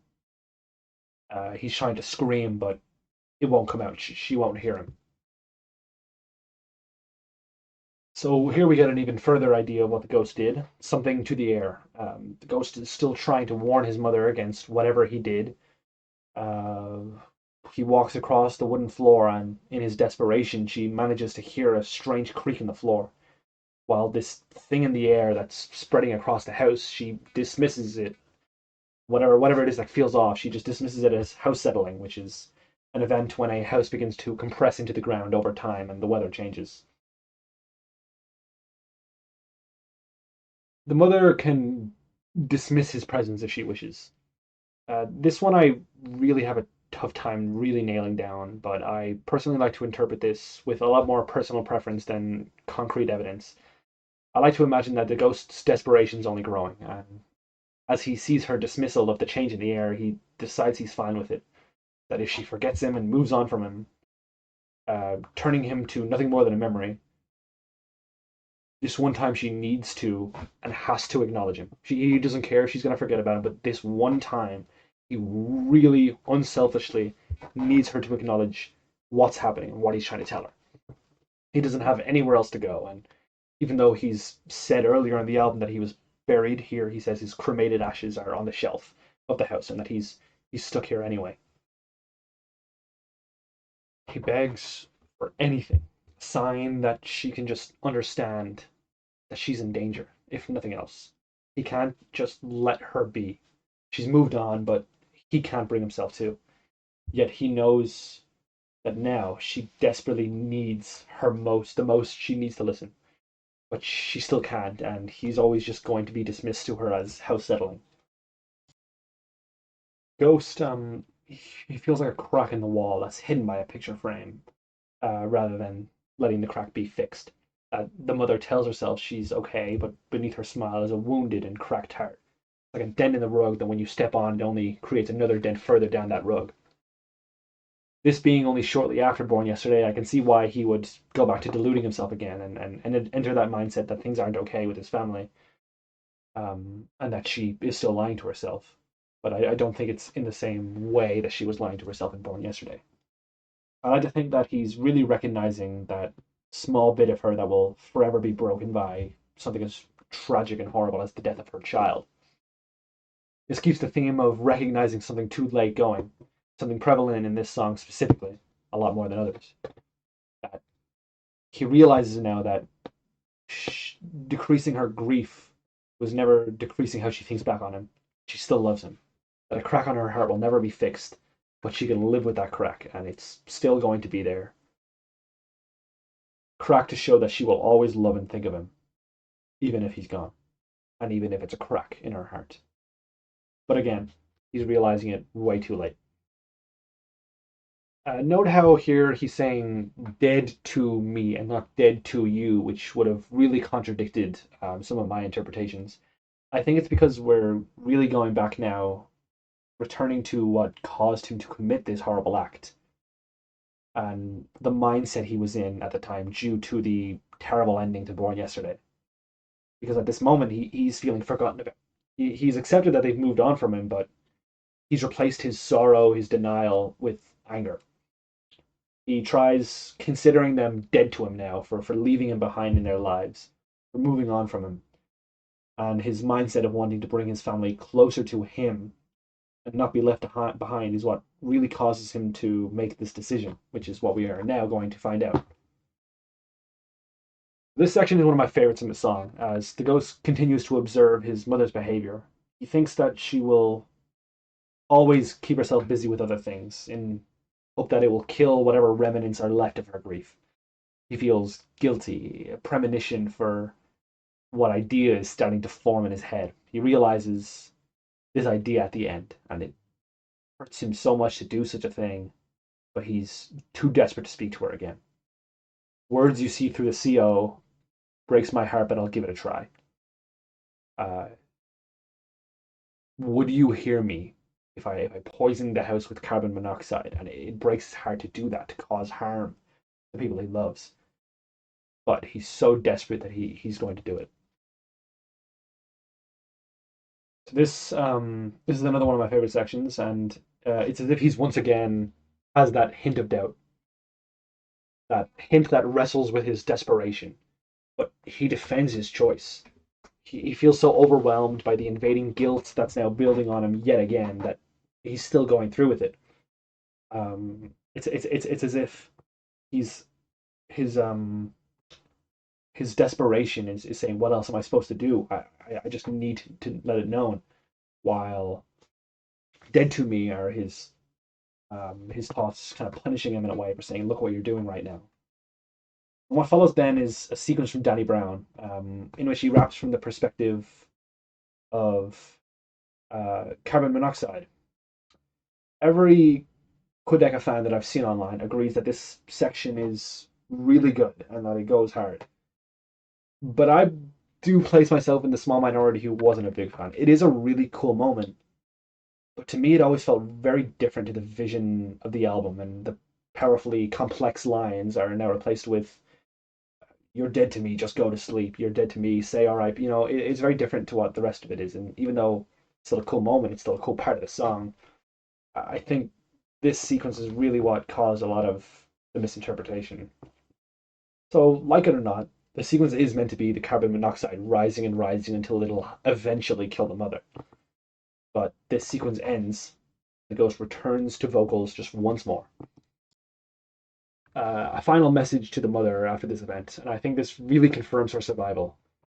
I think this whole event that takes place very clearly contrasts and mirrors the event that set this album in motion, his suicide. That it was a horrible idea, and it's acknowledged that it's wrong to do, but an overwhelming emotion pushes him to make that decision, and he fights through the guilt and doubt. I think the idea of the ghost saving his mother and turning the stove off is a clear development of his character. That he did this time turn back before it was too late. Had the ghost killed his mother, we would have been in a cycle, which narratively it makes so little sense for the ghost to do this. There's no message being pushed forward. There's no need to push past the boundary of what's really possible in reality by not only having the ghost kill his or try to kill his mother from the afterlife, but also for that attempt to succeed. I think it makes so little sense in many aspects of this album, and combined with that, I just really dislike it. Earlier in the song, the ghost talks to his mother, referring to her as "you," talking to the living, knowing he'll get no response, which is very frequent for him to do, but it's the words he says that really hit in that he turned back on his decision, and she forgave him. Ignoring how she did this, we can presume she gave a sign rather than directly forgiving him, rather than knowing what he's doing. But when she forgave him, he was begging her not to breathe in, and the double meaning here is that while she forgave him, he was begging her not to breathe in. He was begging her to be killed so that he could speak to her while they're both dead. But when she forgave him, he was in the middle of doing that, of begging her not to breathe in, of begging her to be dead. And it was during that she forgave him. And the second meaning is that he was begging her not to breathe in the CO as a result. The forgiveness built his guilt and doubt so high that it drowned his desperation, his anger, and he yelled at her from a distance, from the other side, to not breathe in the carbon monoxide. And before he turns back then to change what he'd done and save her life. I think if that final verse said, "Can't let you breathe, how settling," it could have really been argued that the other ending occurred, but that's not what's said. The ghost returns to his message that he can't let her be. He's going to continue to be that nothing but house settling to her. He's going to continue to haunt her. As for Danny Brown's sections, it can really be interpreted in a lot of ways to make sense of it. I don't really care for it personally, even though I do think I have a lot of respect for Danny for doing such a thing, and that it sounded really good, but I just think narratively I really don't like it. You could argue that it's the carbon monoxide before the stove is switched off, that it's the ghost fears of what could happen, and so on. But either way, it's a clear arc for the ghost at this point. He makes a selfish decision with his doubt, and he feels the consequence and builds up to admit that he regrets it. But his regret only causes him, after Born Yesterday, his regret only caused him to make another selfish decision, but this time he finally becomes conscious of it. He fixes his mistake before it's too late. Either way, he would feel terrible for it, even for making the attempt, even for having those thoughts. His mother still lives, but the fact he had come so close to repeating his mistake and causing harm to the person he has such care for, it really breaks him after the song, and without a doubt, this leaves the ghost in the worst state that he will be in this album. A lot worse than Born Yesterday. But I do think that this is the lowest that the ghost goes. So even though he somehow manages to leave himself in an even worse state after Born Yesterday, I do think we can only go up from here. The next song, Knots, is kind of a break from narrative and storytelling. This is definitely the weakest song on the album for me, but it's without a doubt a good song, and it has some really, really smart wordplay, a lot of which I don't even pick up on. It has a lot of clever tie-ins to what a knot is. Sometimes it refers to tying the knot of marriage. Sometimes it refers to feeling a knot in a rope or feeling a knot in your throat when you're stuttering. And I won't be able to pick up and touch on all of these, even though I'd like to. But they are very clever, and this definitely my least favorite song to analyze, so it's going to be a lot shorter of a section than the rest, but it's undoubtedly a good song.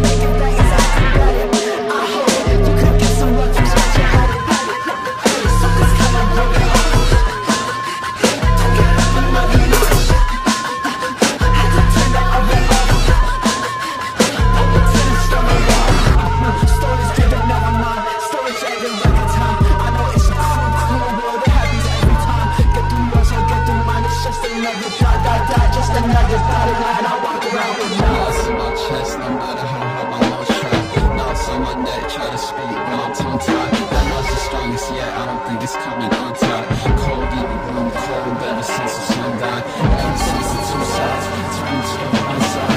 Two-faced people who control the one eye. Too late, see your body with a bunch of gunfight. Shoot ways to even watch your step before you dust bite. Shoot you like a dust mite. Thought we had life right. Now it's like a fisherman holding on to one right.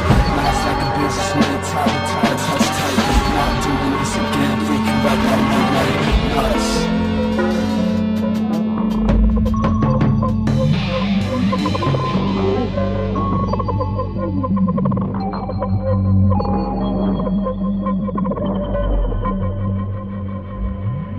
If I got back home too soon, there was much explaining in the red room. We'd go into the tent in front of the projector. I watched it all again.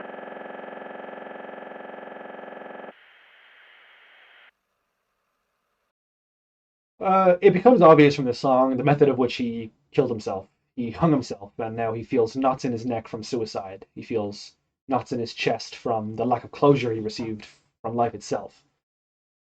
The line about the book in the closed casket perfectly sums up his placement in this section of the story. That his family's moved on, that they've shut the casket and finished their grieving. Yet he's not done. He hasn't passed into the afterlife, so his book is still open, even though the exterior has been closed by everyone else. That his story hasn't reached its climax yet. The ghost doesn't want his family to know the reason behind his suicide if the answer for it would only create even more issues for them. He feels like committing suicide at all has only made life worse for them anyway. The closest thing we can get to direct confirmation is also in this section of the song, that the ghost didn't kill his mother in house settling by more or less literally saying, had to turn the oven off. That's how he turned the carbon monoxide off. I really don't think you can defend this one and push forward the other ending. Despite many type of knots the ghost goes to in this song, he says that the worst knot is the one in his neck, the one that prohibits him from speaking to his family, from the limbo that he's now in. He knows he'll never get to speak to them again. The song, like I said, this is a much shorter interpretation, but the song does end with a really nice poem. A poem that really directly transitions us into the next track, Fantasy World, which, even though I would be inclined to say Born Yesterday is my favorite song of all time, it's in reality tied with this song. I think it's the pinnacle of this album, and I think from this poem we can gather that that next song is going to be a flashback. That it's going to be something the ghost is thinking back on.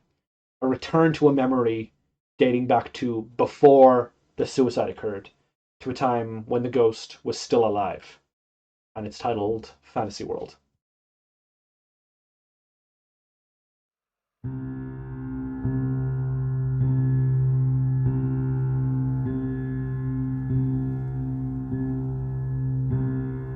Cry to sleep, wait awake again.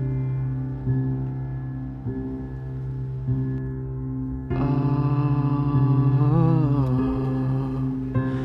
amen. Counting sheep, crossing streets, everyone's dead ends. Oh, amen. And oh boy, I could be so much more than I am. Than I need to go. I heard there's a place for me, one that nobody knows, one that goes away with me. So I drove mountains away to a place that ain't real, to a place that ain't real. And I drove mountains away that ain't real.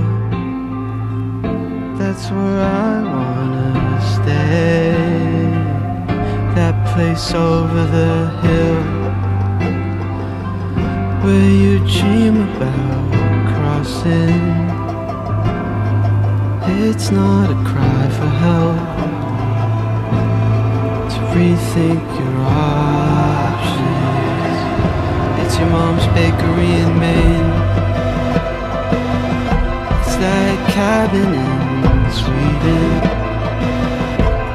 It's the going offline. It's next year I'll go vegan. It's not a woe, it's me. It's a hold the door open. That's a fantasy world. That's the one that I've chosen.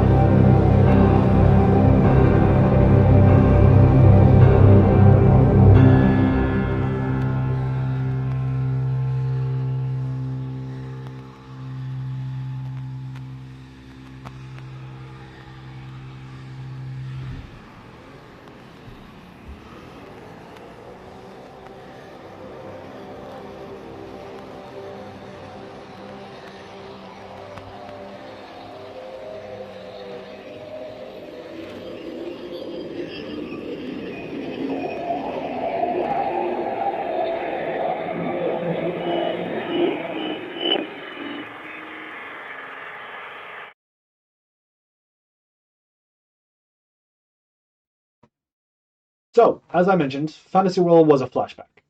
If it wasn't clear from the poem at the end of Knots, or how Quadeca himself confirmed on Twitter that this is the first song on the timeline, it's clear from how his vocals sound that he's still alive at this point. His voice doesn't sound distorted, and it doesn't sound the same way that he does in the other songs. His depressing tone of voice, it sounds a lot more raw. It sounds a lot more human, and everything points to the fact that the ghost is anything but. But I'm going to continue to refer to him as the ghost anyway. As it's been mentioned before, the ghost was a life-bleeding soul before his suicide, slowly inching closer and closer to taking his own life. Time leading up to that event is filled with just depression, crying himself to sleep. I like to interpret that he's pushing off his suicide another week, waiting for things to get better. But he's done this so many times that he knows things aren't going to get better for him, and he's finally ready to do something about it. Ghost speaks on how his existence within life could mean so much more if he left it. Maybe even feeling that he'd be more cared about to people that he knew after he was gone. That, during the grieving process, that they'd block out all the other memories of that person and focus on the good ones and focus on that person as a whole rather than forgetting about them. And so the ghost opens up for the first time about the idea of a fantasy world, a happier place to go to after death, where he can be at peace and he won't have to carry this heavy burden of living anymore. So this fantasy world, this life after death, it's like a place over a tall hill that we can't see behind, but we know something has to be behind there. We dream about it. We dream about crossing this hill. The hill maybe being an analogy for death, and behind it, the afterlife that we know we will all someday go to. But thinking about crossing that hill, going to this fantasy world, it's one more week that he's decided to go on before he kills himself. He doesn't consider it a cry out for help to change his mind. And he sums it up more like a cabin or a bakery you can go to get away from everything that's eating away at you. Like a small moment of peace, like detoxing from the internet. But he says all of this is just more like a New Year's resolution, like promising to go vegan. It's something we'll keep up temporarily, only to inevitably relapse and fall back down a deep hole. But what's so beautiful about this is the fact that we're going to try anyway, that even though odds are that things aren't going to get better, he's going to wait that week for things to get better. This isn't a inner parade of self-pity for himself. It's more like a simple act of kindness, like holding the door open and just waiting to see what comes through. But this is a door that he's walking through that he's hoping to go into what he has conjured up to be his fantasy world, the life after death. But he's still holding the door open one last time to see if that green light that he's been praying for finally flashes. So he's now stepping into this fantasy world, the place over the hill that's nothing more than a nice sentimental place like a mom's bakery or a cabin. But what really made it such a fantasy world in the first place is that this is the land that we have always got the choice to enter. Even if the ghost ended up making the wrong choice and going to this world too early, looking at life that way as the land that we can choose to either go to or stay where we are. It's very beautiful and touching in a way. So, as if all of these build up emotions, he's finally gotten them out of his head, and he's a bit of a mess right now, I think. He struggles to comprehend that he's really going to go through with this and that he's currently living the final moments, the final stages of his life.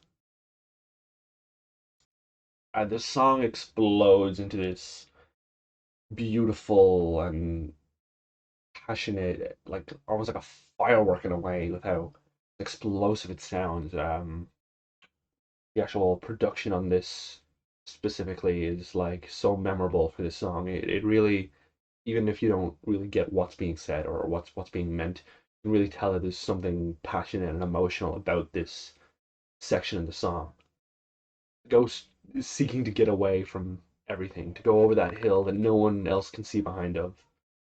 It's a place where no one on the other side can hear his cries, and he'll exist as nothing more than a creak in the door, to be dismissed as how settling. The fact that such a place has become an aspiration to him begins to make him feel like his life is draining out of him, it's dripping out of his soul, and all the progress he's made from being born all the way to now, all the progress he's made while living is leaking out of him. This line really describes his loneliness and isolation. There's nothing more to say about it because when he tries to get all these feelings out, they don't go through any ears and no one hears his cries anyway. So why try anymore? When we exist to be so small in the grand scope of the universe, why try to live at all? And this really mirrors the time he's gone through as a ghost now. As a ghost, his words still go through no ears. Still nobody hears his cries, and he still feels even more isolation and loneliness. So what exactly changed? What did crossing that mountain, what did going behind that hill, what did committing suicide really achieve? What did it relieve him of? And that's really one of the things that makes this song so emotional but beautiful in a way because of what it's really telling you, that it's changed nothing.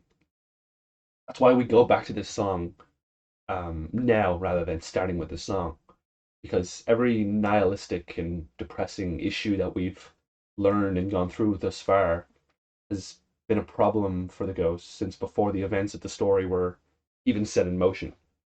It's a very powerful way, I think, to discourage suicide from a writing standpoint. Obviously, the entire album has been building up to suicide being wrong, but this song really tries to hit you over the head with how you live before your suicide essentially being the act of being dead anyway, of being stuck in a deep dark hole. That suicide is the act of making all that pain permanent. That there's no going back then.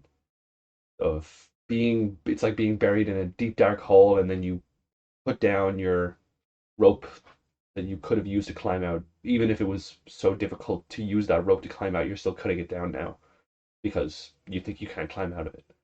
And that it really isn't the answer, and that you can always get out of that hole, and that you can always heal. But all this time, he still thinks of suicide as his fantasy world and the place he wants to live in. But he's failed to realize that so many of the answers that he sought were hidden within his own words the entire time. The answer was written in what he was thinking and what he was saying.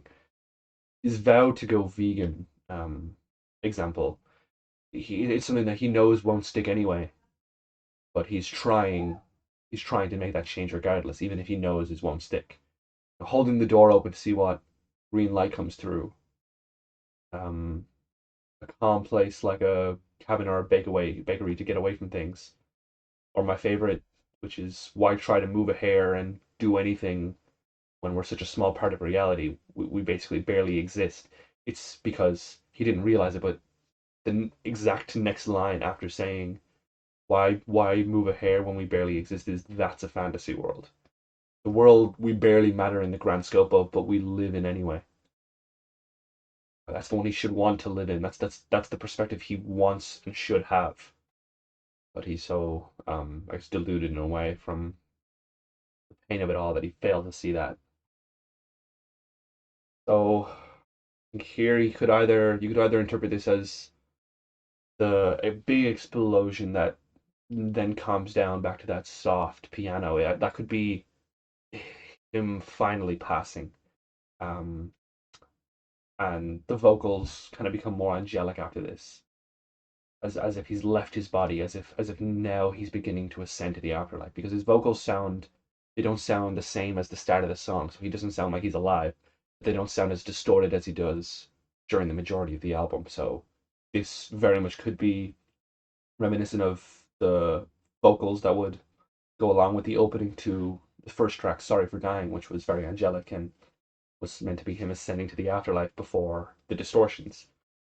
Um, or another interpretation could be that this is him calming down from this big explosion of feelings and emotion, that he's starting that final week that this whole song has been like his suicide note in a way, and that now he's a lot calmer and ready to live out his final week alive, and that he's not going to go in a rush. He's going to take his time through this final week. But not to forget that we are the listener who's going through this flashback alongside the ghost. It's a look back journey that both the listener and the ghost are taking together, and so I think all these contradictions, mirroring, and everything that's hidden within his own words, it's kind of dawning on the ghost as well. He's realizing all these optimistic perspectives that he wishes that he could have had. That going over that hill, not in a rush, whether it be entering limbo or waiting another week, that it's like what life is, that we can't really reach fulfillment in life. We don't see it through to the end and take our time. That we can't close the book at an early chapter. So we'd return to that piano that beautifully ends off the song, and we hear these cryptic noises at the end, which can be interpreted as our kickbacks present, that we're back now to the ghost just after the events of Nuts. And this could also follow up with the first line in the album, "Come to think about it, it's all in my head," which you could interpret as him realizing immediately when the album begins that what he thought would be fantasy world, he immediately realized it wouldn't be.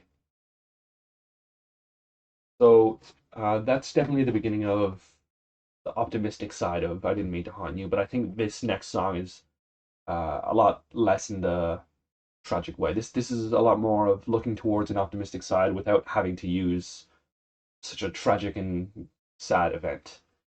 This is definitely one of the top songs in the album, and it is another one that is definitely my third favorite, with Born Yesterday and Fantasy World kind of sharing top 1 and 2.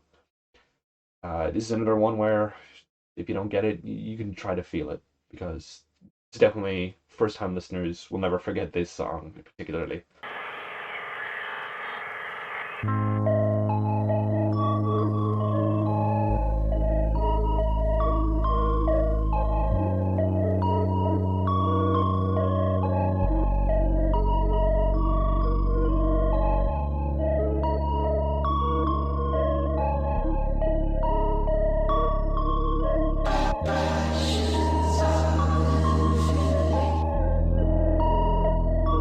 Last time you let yourself think I might be gone in time, I let myself blink. I wouldn't say I was surprised on the 82nd time. Was the last time your love was unrequited? I know I showed up to the party uninvited. It's getting hard for me to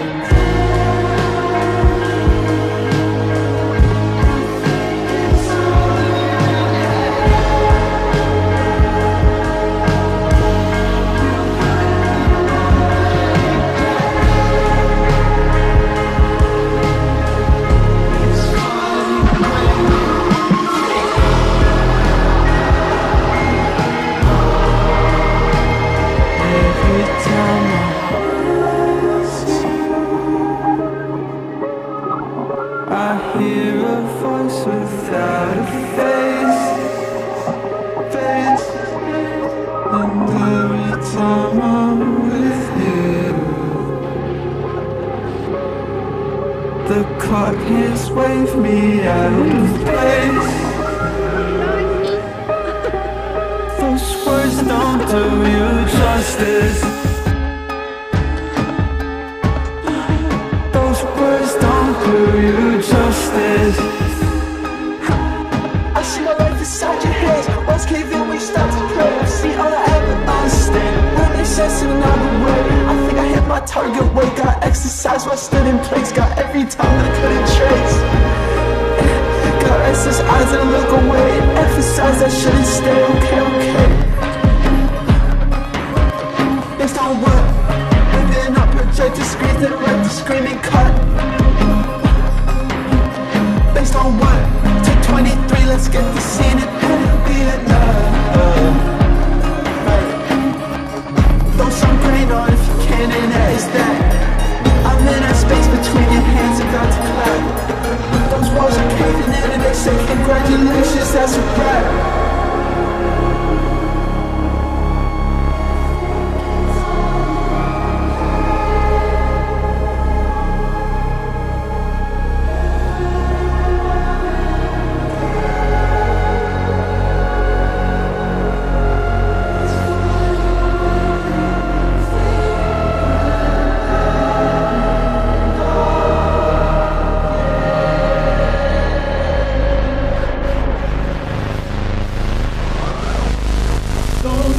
Don't do you justice.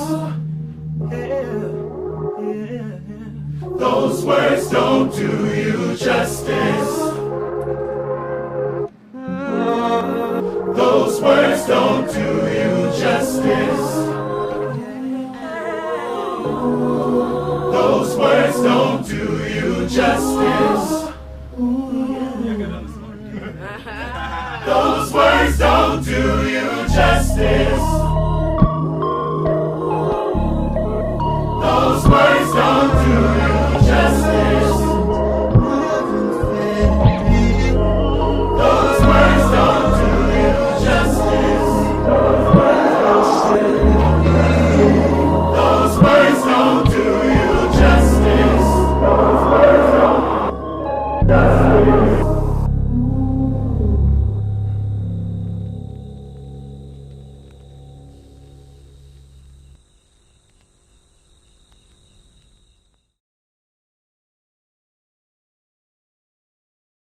So we start off Fractions of Infinity with the ghost questioning himself on when was the last time he really just stopped to let himself think rather than rush his own mind with nihilistic thoughts that he usually forces upon himself.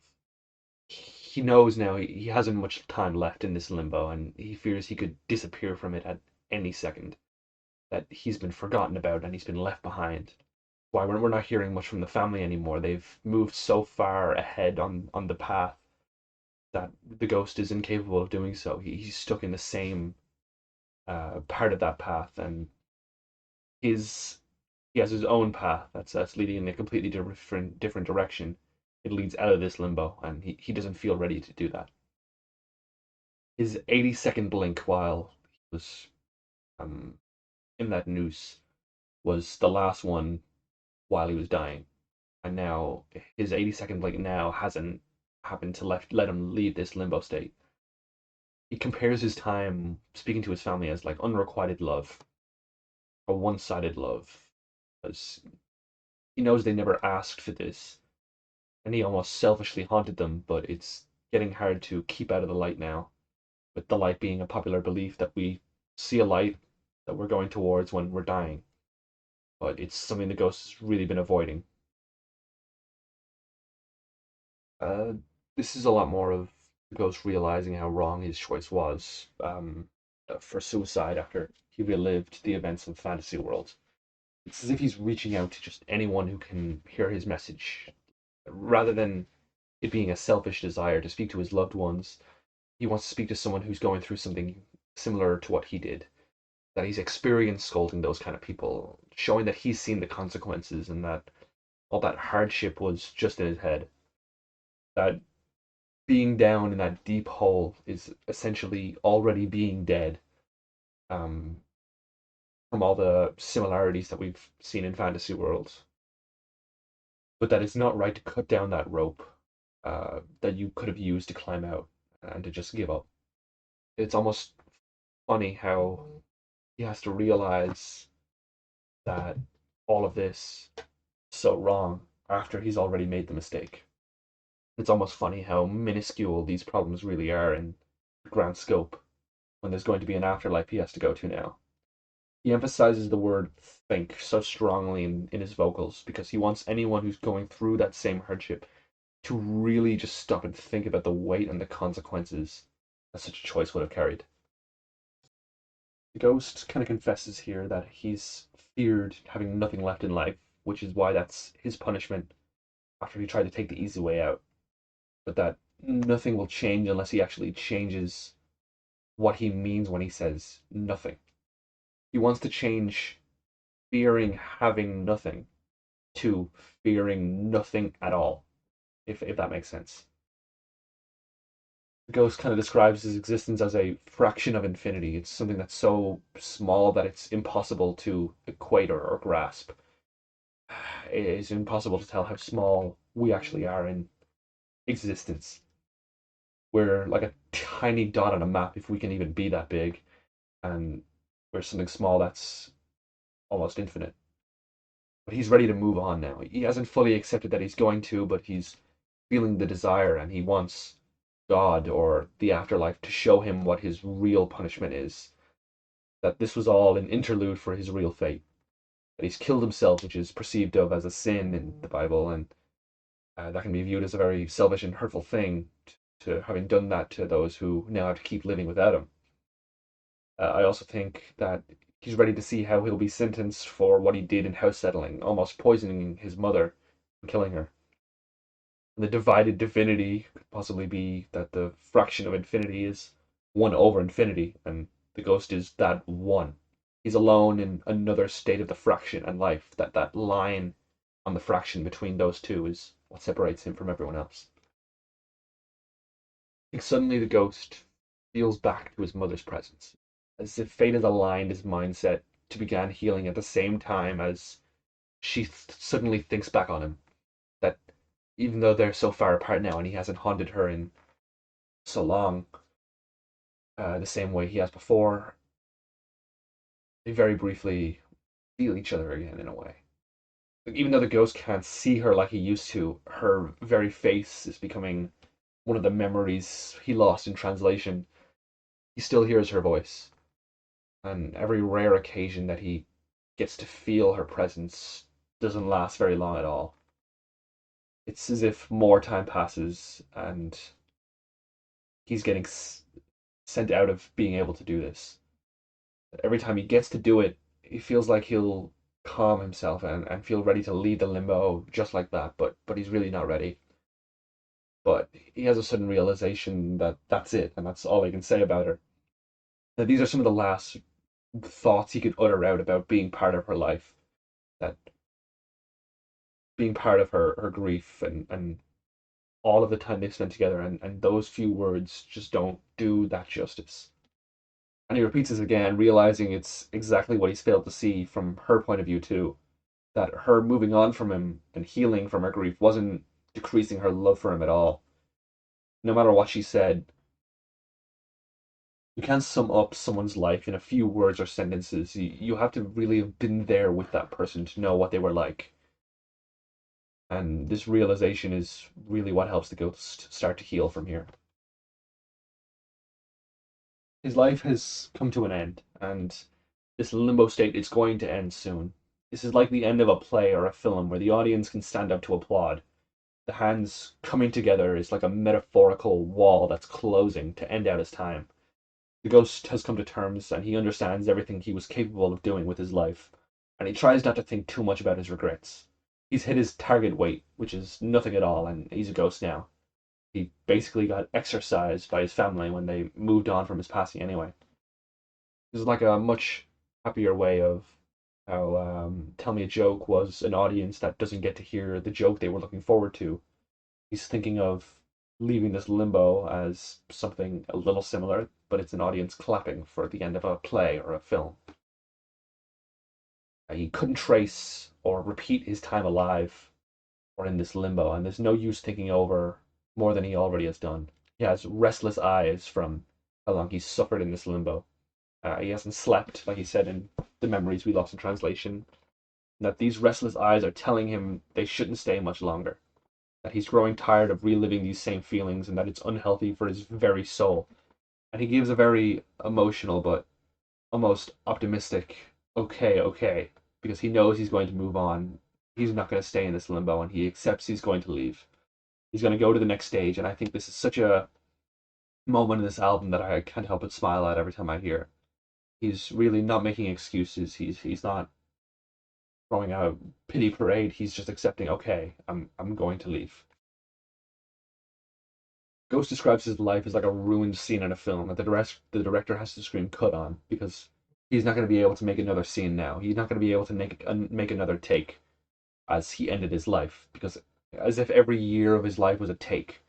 The Ghost was 22, which is what Quadeca's age was when he released this album, so he was on his 23rd take.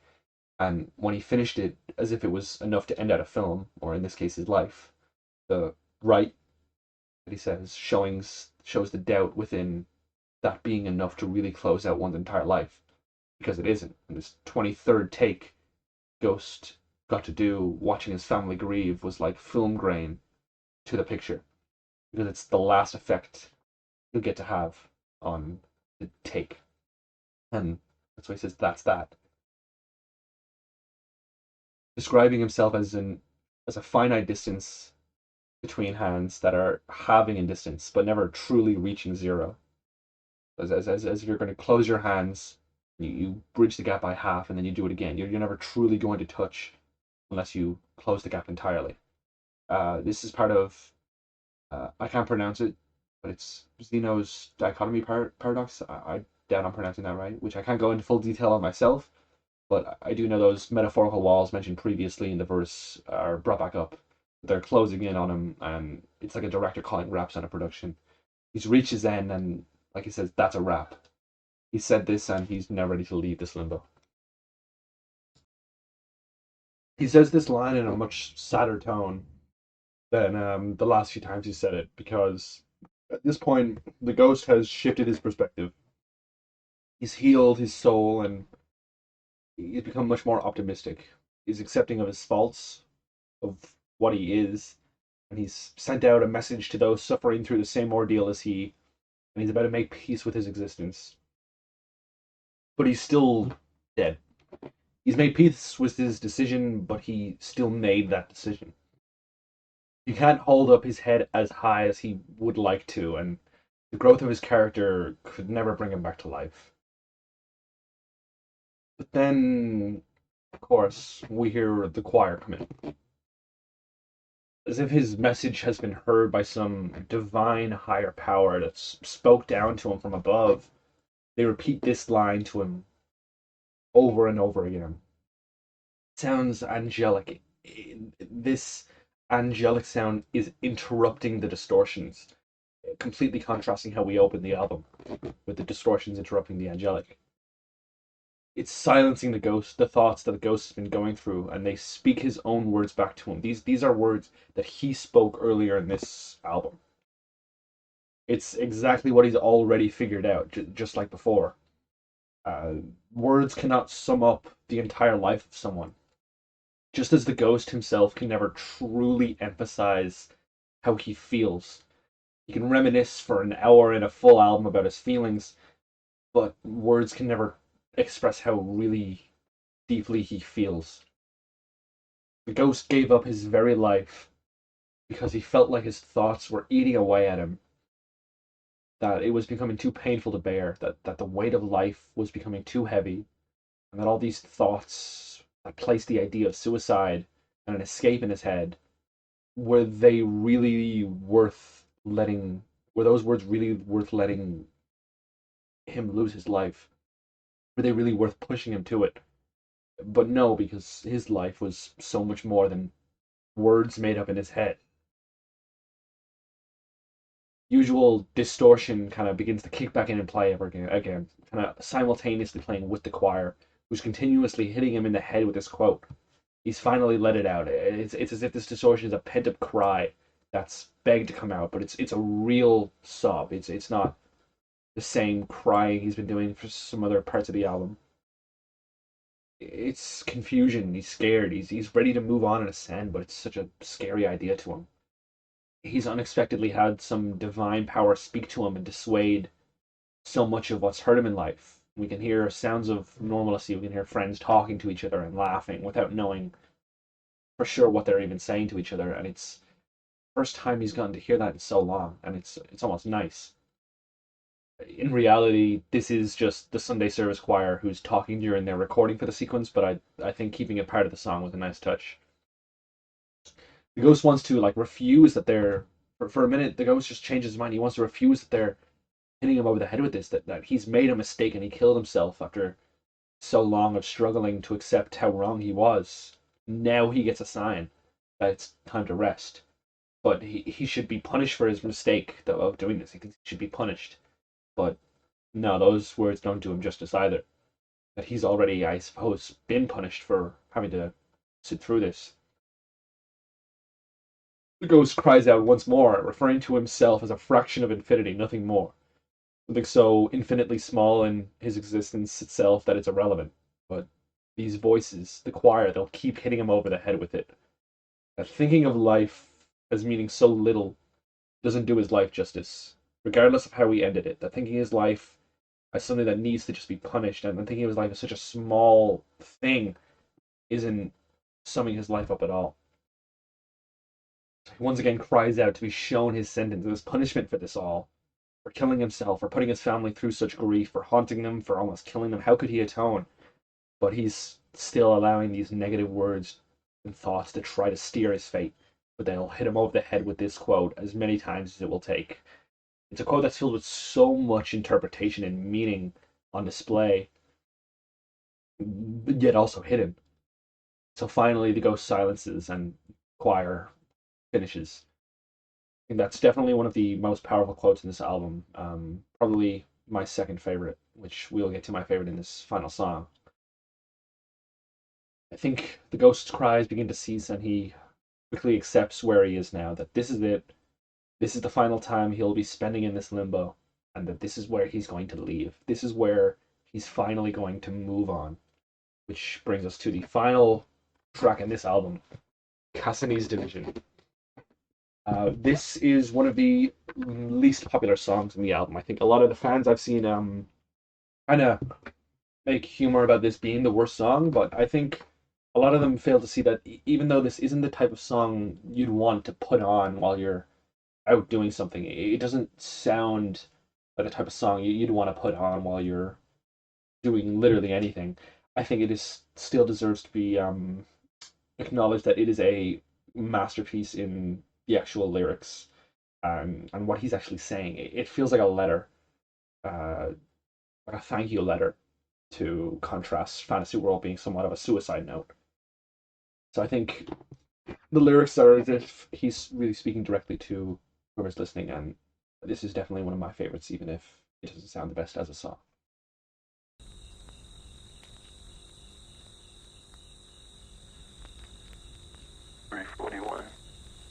You came out of the room and you were crying in a way that nobody could hear.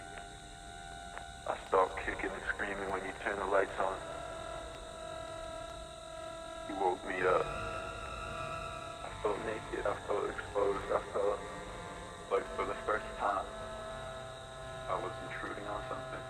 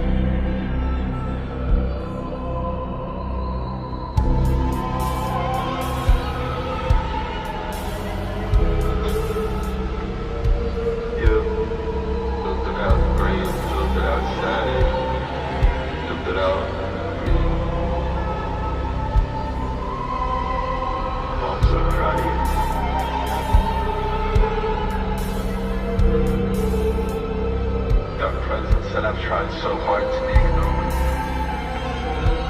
There was a business, regardless of whether or not I was.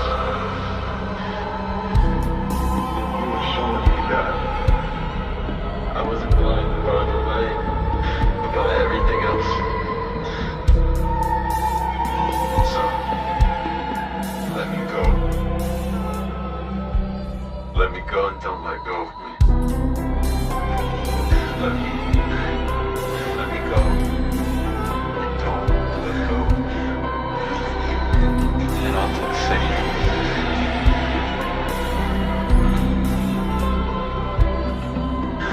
I've been trying to move past the crackles and dust scratches, but that's what I am, you know. An accidental side effect of my canvas.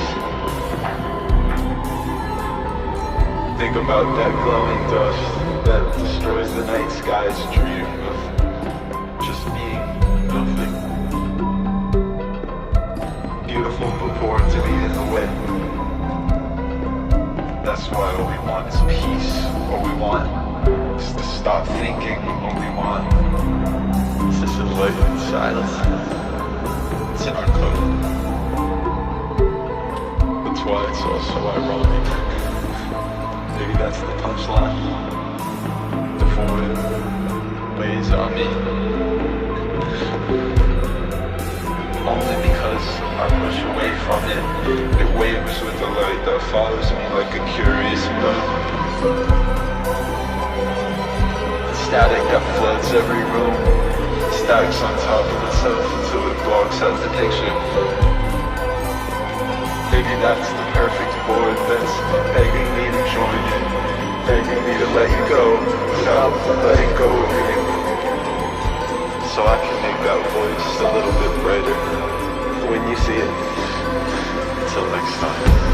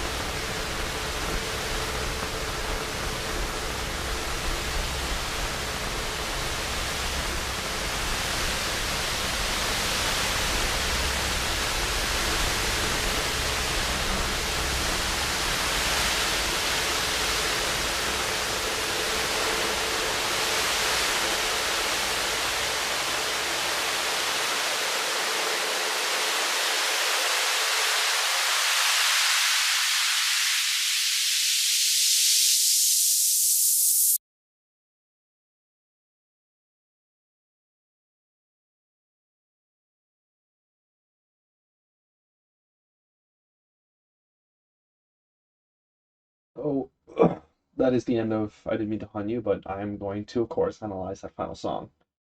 Cassini's division, that's the space between Saturn's rings. That's what that means. It's similar to how he's been in a limbo between life and death, and now he's going to dissolve into nothing. Kind of feels right to end this off and start with the ending, start with the finale as a message to back to his mother. There's one situation that he's yet to address to her, and he feels the need to speak to her about it now, as if it's a conversation, even if it's still one sided. He wants to get it out. At 3:41, his mother walked to a dark room in the middle of her son hanging himself. By the time she flicked the light on, he was dead. He stopped struggling, and this woke him up. This is what sent him into purgatory. Seeing himself from a third person in that room, seeing himself so naked and exposed and vulnerable, seeing his body and his mother there as a third person, he felt like he was intruding on this scene rather than being a part of it. The ghost shows his perspective on his mother, moving past him now. It's a much more optimistic and peaceful outlook because he's proud of her now. She's filtered him out from her life and she's healed from her pain and her loss. And saying she filtered him out really doesn't mean that she's forgotten about him and completely moved past him, never thinking about him again. He's only temporarily filtered out of her thoughts every now and then. He doesn't focus on how he feels shame for not wanting her to grieve, he just focuses on how he feels now. He says he was always there with her through all of it, even if he wasn't a physical presence in the room. This is definitely my favorite passage in the album. Um, and definitely something I would be willing to even get tattooed on me if I had the chance. The ghost confesses that he never really feared death. We know he looked to it as an escape to a better place, and that he was scared of the consequences, of the guilt, the regret, the pain of hurting his family. Um, but death itself, not so much. The only way now to free both him and his mother from their suffering, even the little bit that's left in his mother that she has moved past, but the only way to really free himself and her is to let him go, but to not let go of him. This is definitely my favorite quote. The ghost has struggled to comprehend that he's been left behind. His family's healed, so he makes a request. He wants his family to move on from him, but not to forget him. Not to let him slowly fade, like his own memories are beginning to. That they still have the gift of life, and he was always a part of it, even if he was only a small fraction of their lives. And he repeats this a few times, likely holding back his tears or maybe even letting them out. Promises to do the same for them, that even all the way up to the end, he's never going to let them, that their existence fade from his memory until his very last moment.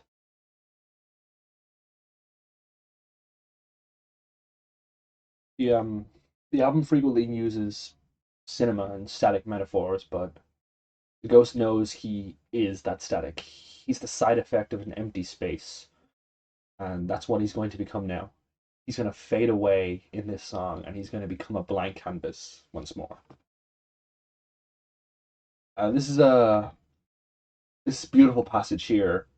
The ghost describes the stars that spread so far across the night sky, because without them, we'd be looking up to an eternal and black nothingness. It's like how the ghost thought killing himself would leave him in a peaceful black nothingness where he has to feel no problems.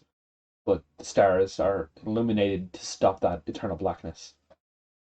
They look so beautiful, but they were born to be in the way of that peaceful nothingness. Just like how he beautifully worked through his feelings when he entered that limbo.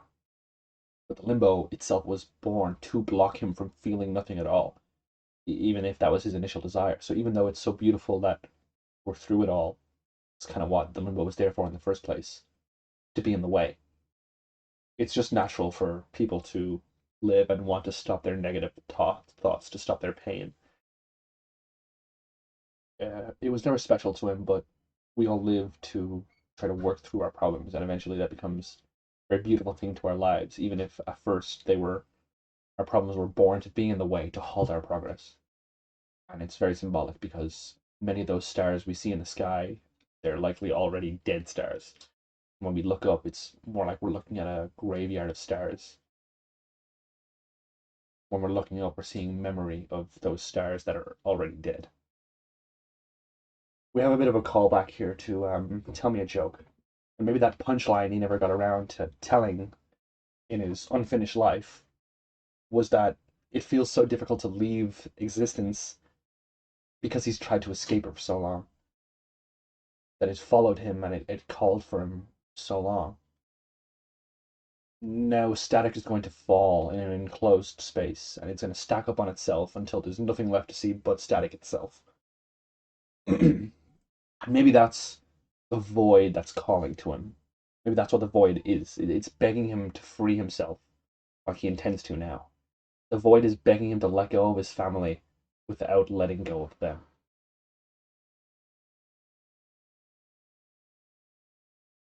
So that he can become that star in the night sky that looks down on his loved ones. Something that they can look up to that is already dead, but so easy to look up to and see the memory of anyway. So that he can be that shining star in the void for them that can make it easier to pass into. So that he can help them just like they indirectly helped him. And for when they meet again, in wherever that may be, he says, until next time. Haunting and that eerie sound that's been present through the track completely takes over. The ghost tries to stay calm and allow this process to occur. He tries to hold still and let his soul pass into the next place that awaits him. But we can begin to hear his footsteps swiftly hitting the ground. The void that weighed on him so much is finally taking over his existence, and just one more time, he instinctually tries to escape from it. We can hear him running. Here, even though we know he's fully accepted that it's going to take him, we can hear him running and we can hear him really sob, very emotionally. And as more and more that sound begins to fully envelope him until we can't hear his cries anymore. And then the song just suddenly cuts to silence, briefly. We hear a crackle, a sound of static, and the sound begins to rapidly increase as we hear more and more of that static. It's the static beginning to stack on top of itself. This isn't the fade to black ending. And the ghost knew this. He said in knots, I don't fade to black, I cut to static. But that static begins to build and build until the only thing we can hear at all is the static itself. All we can hear. But eventually, even that too completely ceases to be, turning us to silence, returning us to nothing.